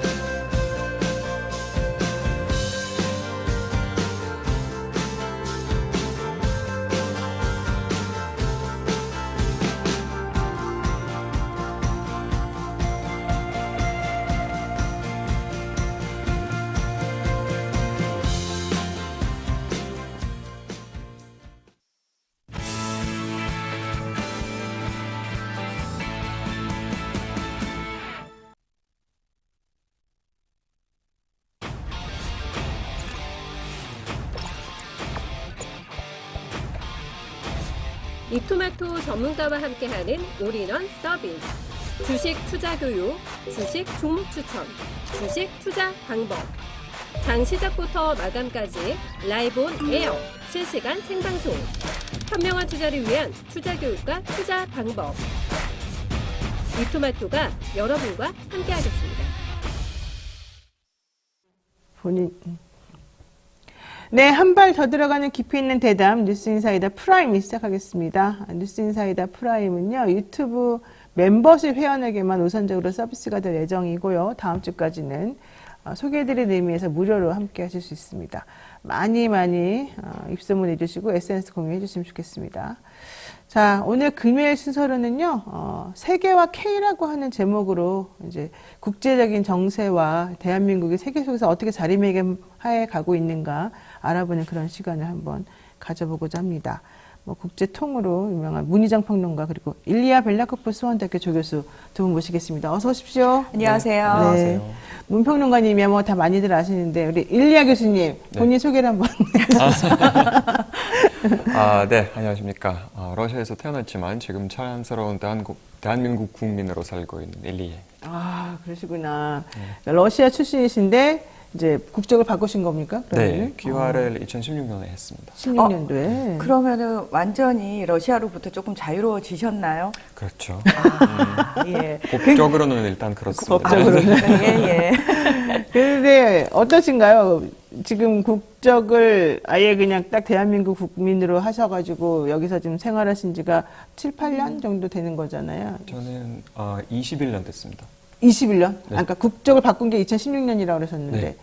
그러면 지금 2023년이니까 엄청 오래되셨어요. 네. 그러니까 옛날에 버스 색깔부터 시작해서 다 아셔요? 다 기억하시는 분. 근데 대한민국이 그렇게 좋으신가요? 우리는 별로 안 좋아해요. 어떠세요, 솔직히? 뭐 장단점이 다 있죠. 이거는 뭐 플러스 마이너스 다 있으니까. 이 세상에서는 지상낙원이 없기 때문에. 네. 되게 중요한 말이네요. 지상낙원은 존재하지 않는다. 네. 알겠습니다. 말씀을 잘 못하시는 것 같아요. 이거 러시아잖아요. 네. 그래서 제가 앞서서 그 질문을 네, 한 거예요. 그러니까 자유로워지셨냐. 보니까 스스로 이렇게 자기 네. 많이 보시네요. 자, 첫 시간이기 때문에 오늘 이제 어떤 얘기 할까 하다가 오늘 엑스포 유치 실패에 관련해서 한번 얘기를 나눠보도록 하겠습니다. 사실 저는 엑스포 안 될 거라는 얘기가 하도 많아가지고 처음부터 그렇게 생각했는데 갑자기 어느 순간 우리나라 언론에서 마치 박빙인 것처럼 뭐 석패했다는 주장까지 나오면서 엑스포 유치가 우리에게 뭐 유리하게 돌아간다 이렇게 반대로 얘기하는 게 많았단 말이죠. 그런데 외국에서는 쟤네들 좀 이상하다 이랬다는 거 아니겠습니까? 네, 알고 계신 내용을 좀 설명해 주실까요? 뭐 일단 러시아에서는 관심이 없었고요. 러시아에 관심이 없었다? 네. 네. 그러니까 그나마 후보 시절에는 후보 중에서는 오데사, 우크라이나 도시가 있었잖아요. 그러니까 그게 오데사가 탈락했을 때 러시아 매체에서는 어느 정도의 관심이 있었는데 약간 조롱하는 식으로 오데사가 탈락했다 뭐 이런 식으로. 근데 결과적으로 리야드가 이겼을 때 주류 매체에서는 그런 뉴스가 아예 보도가 되지는 않았고요. 한 뭐 B급, C급 매체에서는 어느 정도의 언급식으로 했었어요. 네. 큰 관심은 전혀 없었어요. 전혀 없었군요. 저는 어쨌든 외국에서 엑스포 유치가 이제 실패하니까 이제 뚜껑이 열리고 나니까 한국 외교 정보 몽땅 다 엉망이구나. 우린 다 알았는데 왜 니네만 몰랐니? 이랬다면서요. 이게 사실 지난 6월에 윤석열 대통령이 프랑스에 가서 직접 본인이 프레젠테이션을 하면서 그때 우리 언론이 뭐라고 그랬습니까? 대통령 프레젠테이션 이후에 엄청 기류가 바뀌었다 이 난리가 났었잖아요. 근데 네. 당시 프랑스 현지에서는 그때 무함마드 빈 살만 사우디 왕세자가 방문을 했거든요. 엄청나게 대서특필이 됩니다. 프랑스 언론이 오로지 사우디 얘기만 해요? 사우디 얘기만 했습니다. 빈쌀만 얘기만 해요? 그렇습니다. 우리 대통령 얘기도 하지도 않고? 당연합니다. 왜냐하면 이게 잠깐만 제 표현이 약간 그랬나요? 아니 왜냐하면은 사우디 입장에서는 이번에 사활을 걸고 덤볐어요. 그래서 사우디가 이전에 외교를 할 때는 약간 그냥 예전에는 그냥 친미 일변도여서 사우디의 외교 정책이 별로 중요하지 않았어요. 네, 국제사회에서. 네. 그렇죠? 근데 무함마드가 네옴시티라고 해가지고 네옴시티. 비전 2030 그러니까 탈석유 이후를 대비하는 경제 시스템을 본인이 만들겠다라고 선언한 이후에 조금 모습이 달라지죠. 그러면서 중국, 러시아와의 관계도 굉장히 신경을 쓰기 시작하는데 이번에 엑스포 유치에 사활을 걸었다는 건 무슨 의미냐면은 그 외에 다른 나라들한테도 자, 우리와 외교할래? 우리와 무역해볼래? 교역해볼래? 우리가 이런 거 해줄 수 있어라고 엄청나게 많은 로비를 하고 돌아다녔다는 거예요. 그게 단순히 어떤 중심 국가 위주가 아니라 그런데 우리나라 같은 경우에는 다들 기억하시겠지만 어느 나라 중심으로 홍보를 했습니까? 서방 국가들 중심으로 했어요. 근데 표를 가진 나라들은 개도국이 훨씬 많았던 거예요. 그리고 최근 들어서 이 글로벌 사우스라고 해서 개도국이라든지 이제 막 발전하기 시작하는 나라들의 입김이 굉장히 세지고 있고 그 나라들이 미국이 이제 더 이상 유일한 강대국이 아니기 때문에 우리에게 이익이 되는 외교를 하겠다라고 굉장히 실리적이고 중립적인 외교를 많이 펼치고 있는 상황이었기 때문에 우리도 그거에 신경을 썼어야 되는데 아니 왜 프랑스 파리에서 랩핑한 버스가 왜 거길 돌아다닙니까? 네. 의미가 없었다는 거죠. 그래서 더 디플로맷이라는 미국 그 외교 전문지가 지금 좀 전에 말씀하신 그 내용으로 가지고 기사를 썼어요. 첫 번째, 외신과 한국 정부 언론의 극단적인 입장 차이에 대해서 지적을 했어요. 근데 이거 저 몇 달 전부터 계속 제가 방송 나와서 얘기를 했던 거거든요. 외신에서는 관심 없다. 이미 리야드로 거의 확정이 된 분위기다. 났다, 이미. 예. 네. 그러면서 그러면 이렇게 입장 차이가 난 이유가 뭐냐 이걸 분석하는 과정에서 뭘 얘기를 했냐면 윤석열 대통령은 그동안 국정 운영을 하는 데 있어서 굉장히 안일할 뿐만 아니라 잘못된 신념의 결과다. 그리고 국민들이 그로 인해서 이 엑스포 유치에 실패했다라고 이야기를 했다는 겁니다. 그리고 굉장히 뼈아픈 지적이 있는데 한국이 윤석열 정부 들어서 맹목적인 친미, 친일 일변도의 외교를 하고 있다. 네. 이게 사실은 서방 국가 중심의 홍보 활동이라든지 중국의 등을 돌려서 중국을 사실은 많이 이제 따르고 있는 다른 나라들이 한국에 표를 주지 않는 효과를 가져왔다. 뭐 이런 얘기. 그리고 언제적 케이팝입니까? 케이팝이 지금 인기가 있는 건 있지만 케이팝만 있는 게 아니거든요. 네. 왜 엑스포 유치에 케이팝만 등장을 하느냐. 사실 사우디는 그 나라에 뭘 해줄 수 있고 이런 식으로 굉장히 실질적인 어떤 정책을 펼쳤다면 우리나라는 상당히 이념적이고 좋은 비전. 얘기는 너무 좋았어. 네. 뭐라고까지 얘기를 했냐면 한국의 이야기는 좋았지만 사우디의 알찬 제안에 비하면 싸구려에 불과했다라는 표현을 썼다라는 겁니다. 아이고 어머니, 엄청난 호평인데요. 저는 사실 조금 놀랐던 게 사우디를 공격하는 듯한 PT 내용도 사실은 좀 있었었고 이건 좀 되게 결례 아니겠어요? 그런 거에 대해서 좀 왜 생각이 이렇게 없었을까 이런 게 조금 이상하기도 한데 혹시 어떻게 보셨어요? 그러니까 뭐 저도 아까 교수님 말씀하신 거랑 전적으로 동의하고요. 그러니까 한국은 실패한 이유 중에 제일 큰 건 하나가 아마 그거일 거예요. 그러니까 일단 전략을 잘못 짰고. 전략을 잘못했다. 네, 아까도 말씀하신 게 뭐 프랑스 파리에서 뭐 보스 안에서 막 렉뱅을 해서 막 부산 is ready 막 이렇게 해서 파리 시민들이 투표할 것도 아니고 그렇죠. 왜 그렇게 했는지는 모르겠고 또 지금은 현 정부의 전략은 오히려 딱 이게 발전국만 대상으로 하고 있는 전략이기 때문에 사실상은 아까 말씀하셨지만 중국을 따라하는 나라들은 중국이 투표하느냐에 따라 투표를 해요. 중국이 만약에 리야드에 표를 던지면 이 중국을 모든 경제적으로 의존하고 있는 나라들은 리야드에 투표하게 돼 있어요. 그 시스템 자체가. 네, 그런 걸 모르는 게 현 정부의 전략을 짜는 사람들인 것 같고, 그래서 뭐 여러 가지가 해서 이런 거 있었죠. 그럼 우리가 사실 외교적으로 입 밖에 내도 되는 말과 절대 입 밖에 내서는 안 되는 말이 있는데 이 정부의 외교는 진짜 무능하다고 제가 표현을 하는데 이유가 뭐냐면 그걸 구분을 못합니다. 아니 근데 이해가 안 가는 게 우리나라 외교부가 공무원들이 갑자기 바뀌어버렸어요. 전부 다 딴 데서 데리고 온 사람들이 아니잖아요. 그러니까 그 전에 문재인 정부 때는 사실 이렇게까지 이상하게 한 적이 없었었고, 그때 잘했다는 얘기를 들었었는데. 그 실무급은 그대로죠. 그런데 중요한 건 이 실무급들을 움직이는 윗대가리들이 바뀌었잖아요. 네. 중요한 건 그 윗대가리들이 실무급의 입을 다 막아버린다는 거예요. 실제로 우리가 왜 유독 윤 정부 들어서 의전이 다 실패하지? 그렇죠. 외교적인 어떤 결례가 왜 자꾸 발생하지? 이상하잖아요. 네. 분명히 외교부에 의전 담당하시는 분들 붙어 있을 거예요. 중요한 건 옆에서 의전을 담당하시는 분들이 계속 얘기를 해줍니다. 대통령님 거기서 서셔가지고 거기를 가셔야 진짜 디테일하게 설명을 해줘요. 그런데 중요한 건 안 들어요. 안 들어요. 그러니까 파견 나갔다가 돌아온 외교부 직원들의 공통적인 얘기가 뭔지 압니까? 너무 힘들다고. 말이 안 통한다고. 말이 안 통한다. 우리가 계속 말을 해도 우리 말을 듣지를 않는다고. 그러면 처음에는 계속 얘기를 하지만 지적을 받는 거예요. 넌 뭐야? 뭐 이런 식으로. 오히려 말하면 혼나고. 그러면 어느 순간 미움받고. 입을 닫게 되면서 나 언제 빨리 외교부로 돌아가지? 이 생각을 하고 있다는 거죠. 알겠습니다. 그 빈살만 왕세자? 네. 저는 그분이 참 뭐라 그러나 독특하다 그래야 되나 대단하다 그래야 되나 이런 생각을 안 할 수가 없는데요. 이번에 성공시킨 것도 이제 본인이 전략을 뭐 아주 과감하게 해서 했겠지만은 사실 이 사람이 실권을 잡게 된 그 과정 같은 걸 보게 되면 되게 녹록한 사람이 아니지 않습니까? 지금 그 평가나 이런 거는 어떻습니까? 사회적으로, 평가는 되게 세계적으로. 좋아요. 그러니까 뉴스를 보시면 아시겠지만 어제 푸틴 러시아 대통령도 사우디를 방문하면서 벤 살만한 만남을 가졌고요. 그러니까 사우디가 지금은 외교를 되게 잘하는 거라는 그 평가를 하고 있는 게 맞아요.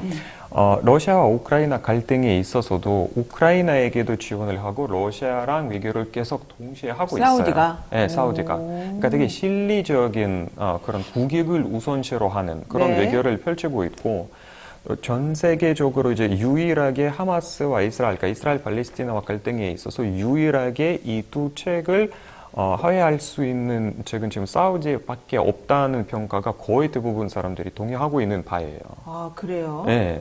그래서 그만큼은 사우디에서 지금은 우리도 조금 더 그러니까 올라가겠다. 그러니까 나라를 개방해서 뭐 여성 인권이라든가 뭐 이런 것들을 조금 또 이제 개방되게 오픈한 그런 형식으로 사람들에게 보여주기도 하고 아까도 말씀하셨지만 PT에서 사우디 PT를 보면 네. 연설하는 사람들은 다 여성분들이에요.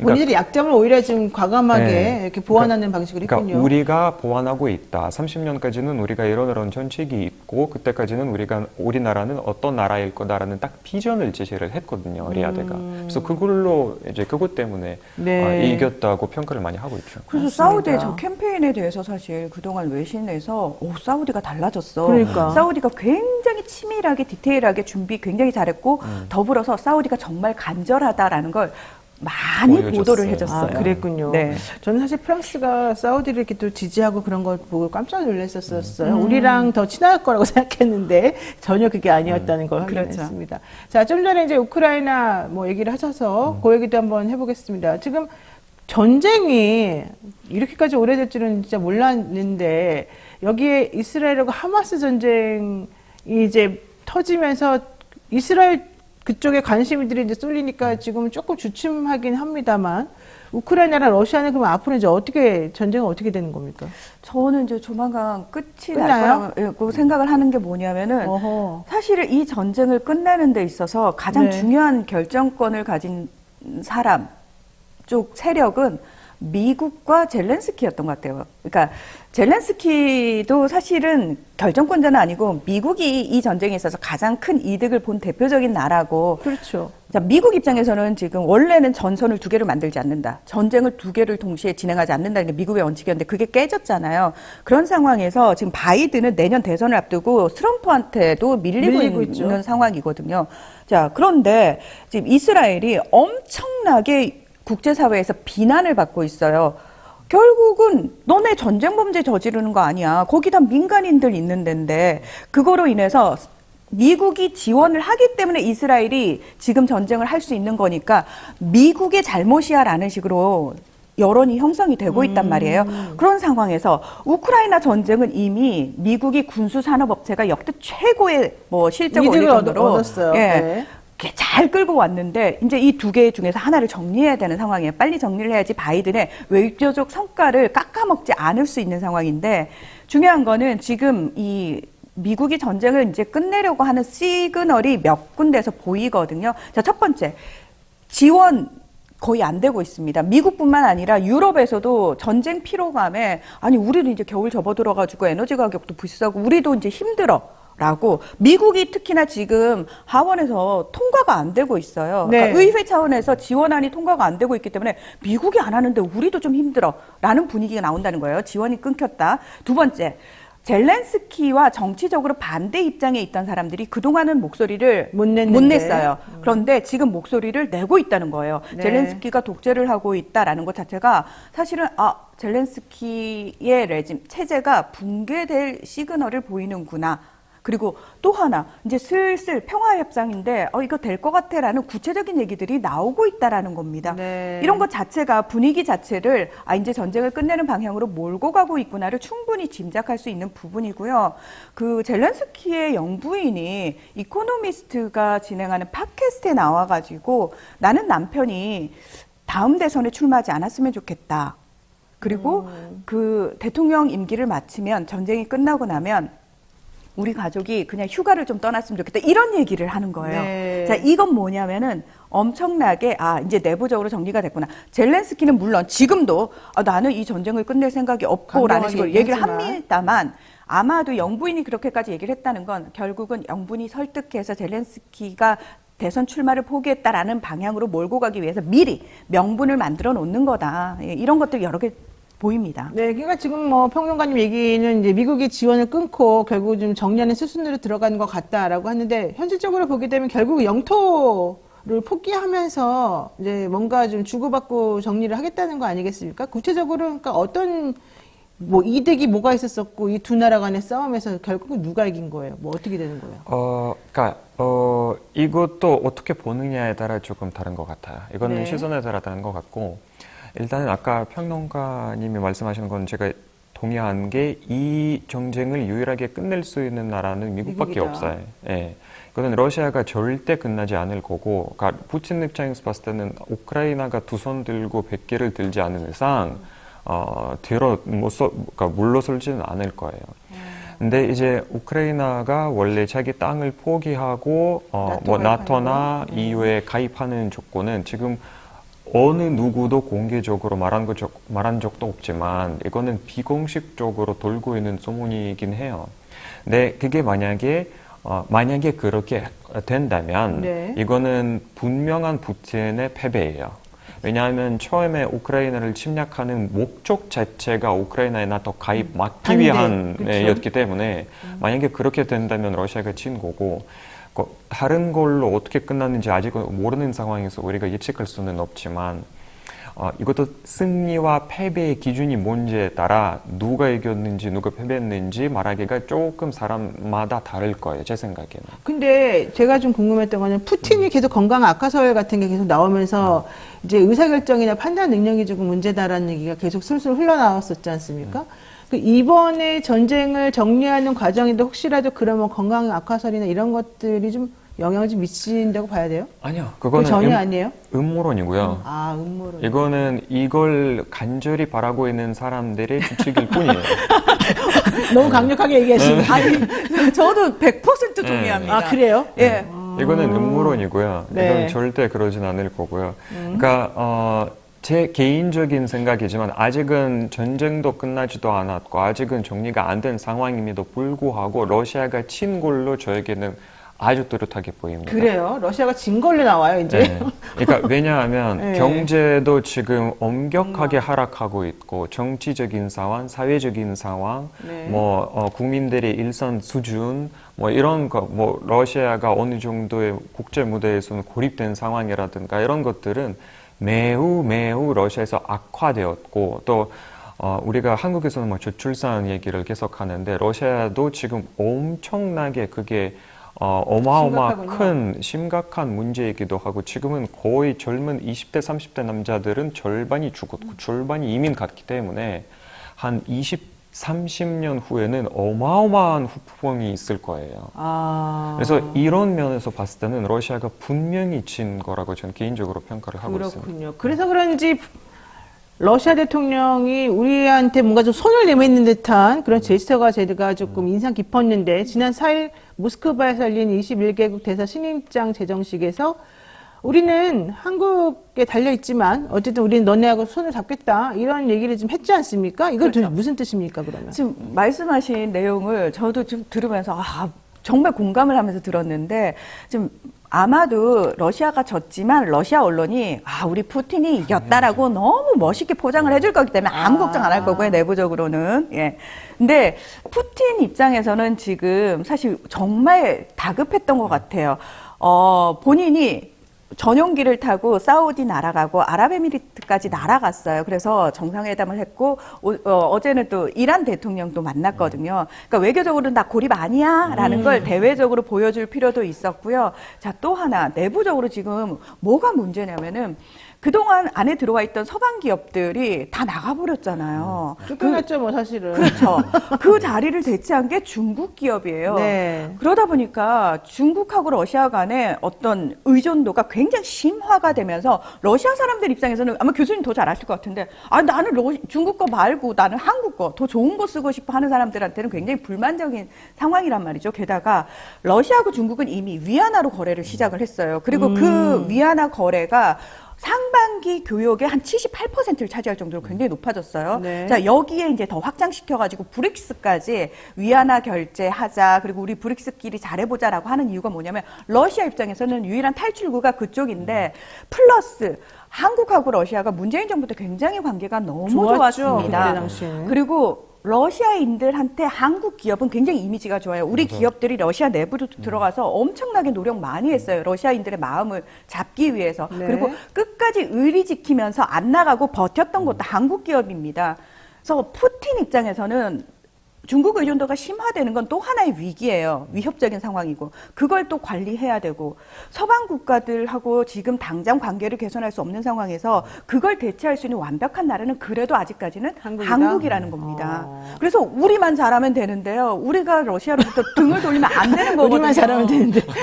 제가 궁금한 거는 그러면 사실 러시아하고 중국하고 서로 이제 공고하게 관계가 좋아졌는데 러시아가 우리한테 좀 같이 한번 해보자 이렇게 지금 호혜적인 제스처를 취하면 우리하고 중국하고 관계도 이제 개선이 되고 좋아지는 걸까요, 그러면? 아니에요. 그것도 아니에요. 그것도 저는 아니라고 보는데, 그러니까 일단은 평론가님이 하신 말씀에 조금 보태자면 네. 푸틴이 지금 모든 게 하고 있는 모든 게 보여주기 식이에요. 러시아 국민들에게.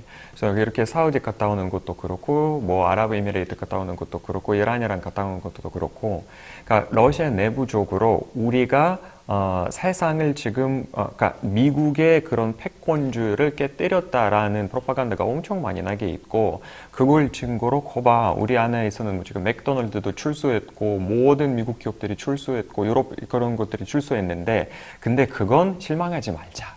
세상은 넓고 크다.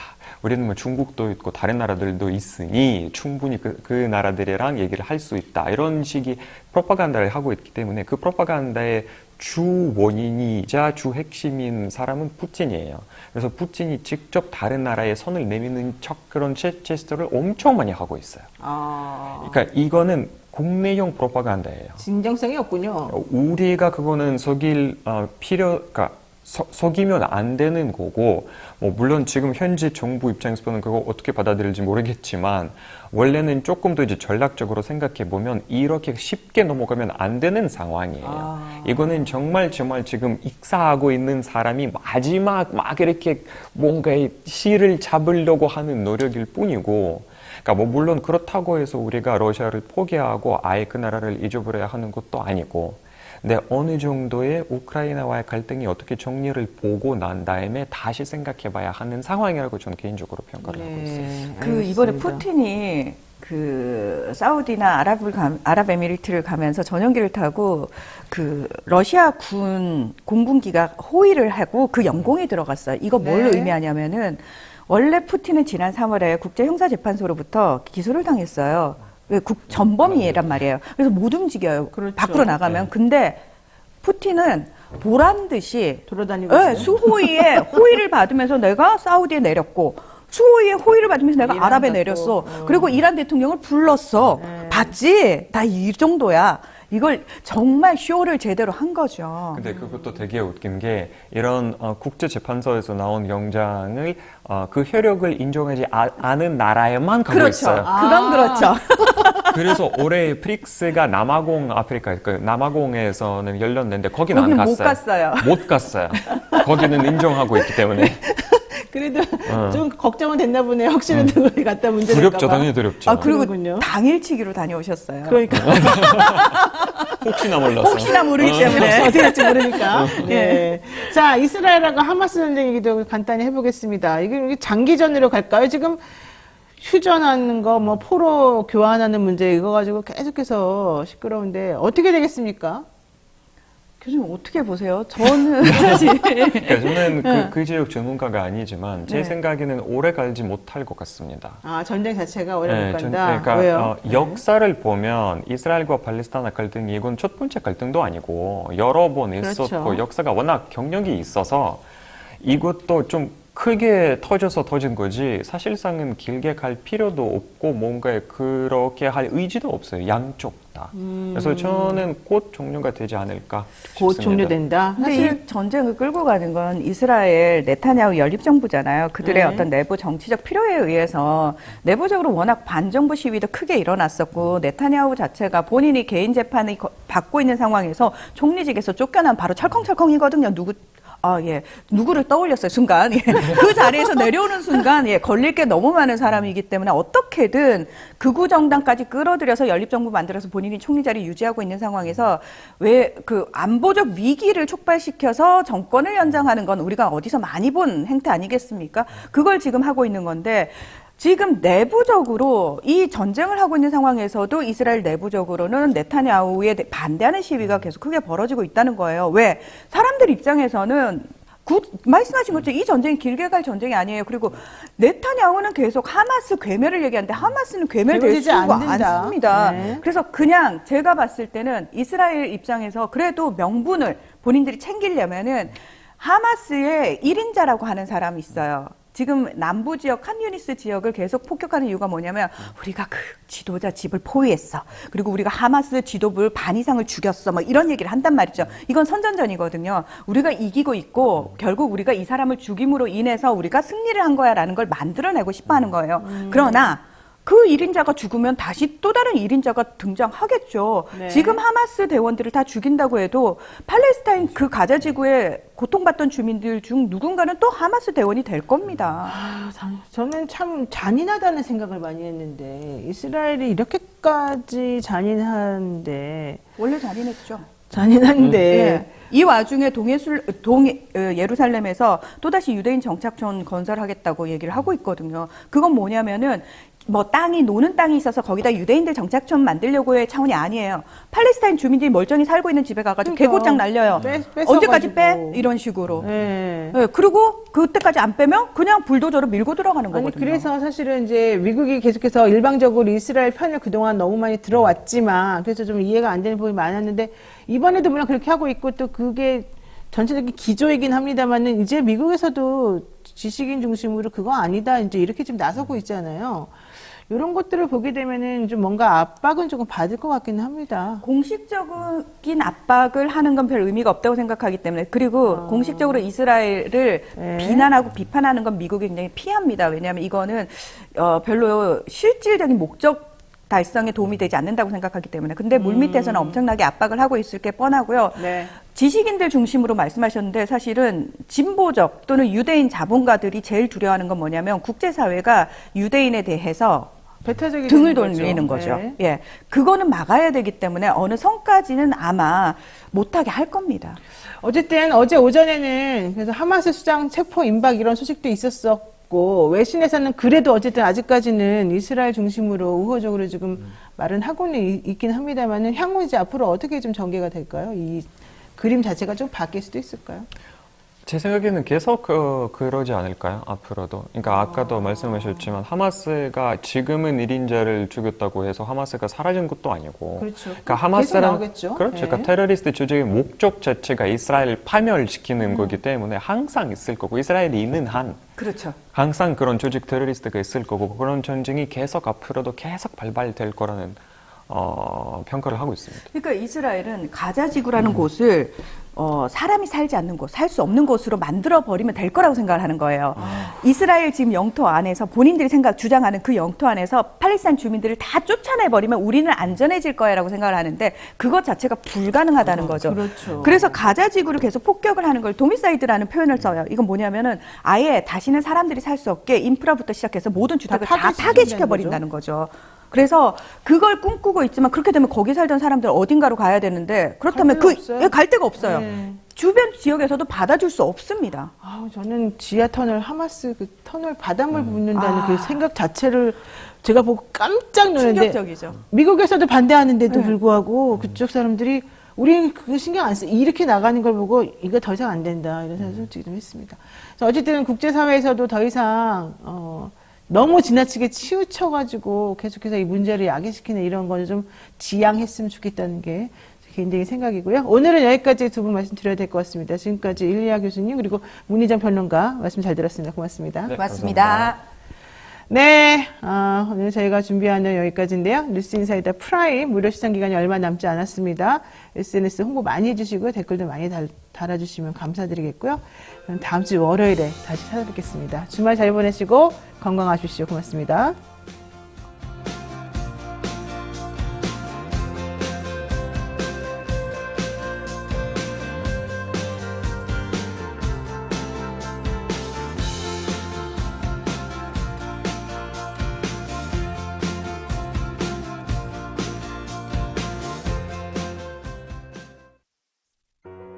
우리 아이 재단에서 뜻을 함께할 정기 후원자분들을 기다립니다. 우리 아이 재단은 한반도 어린이를 위한 재단입니다. 배고픈 어린이들에게 영양 가득한 국수를 보내고 영유아 자폐 조기 검사 지원, 베이비박스의 이유식 정기 배달, 중증장애 및 취약 아동들을 지원하고 있습니다. 따뜻한 손길을 이어주는 분들께 우리 아이 팔찌와 감사 선물을 드립니다. 지속적인 지원을 통해 더 많은 어린이들에게 도움을 줄 수 있도록 정기 후원자가 되어주세요. 후원 문의 02-2128-3344, 2128-3344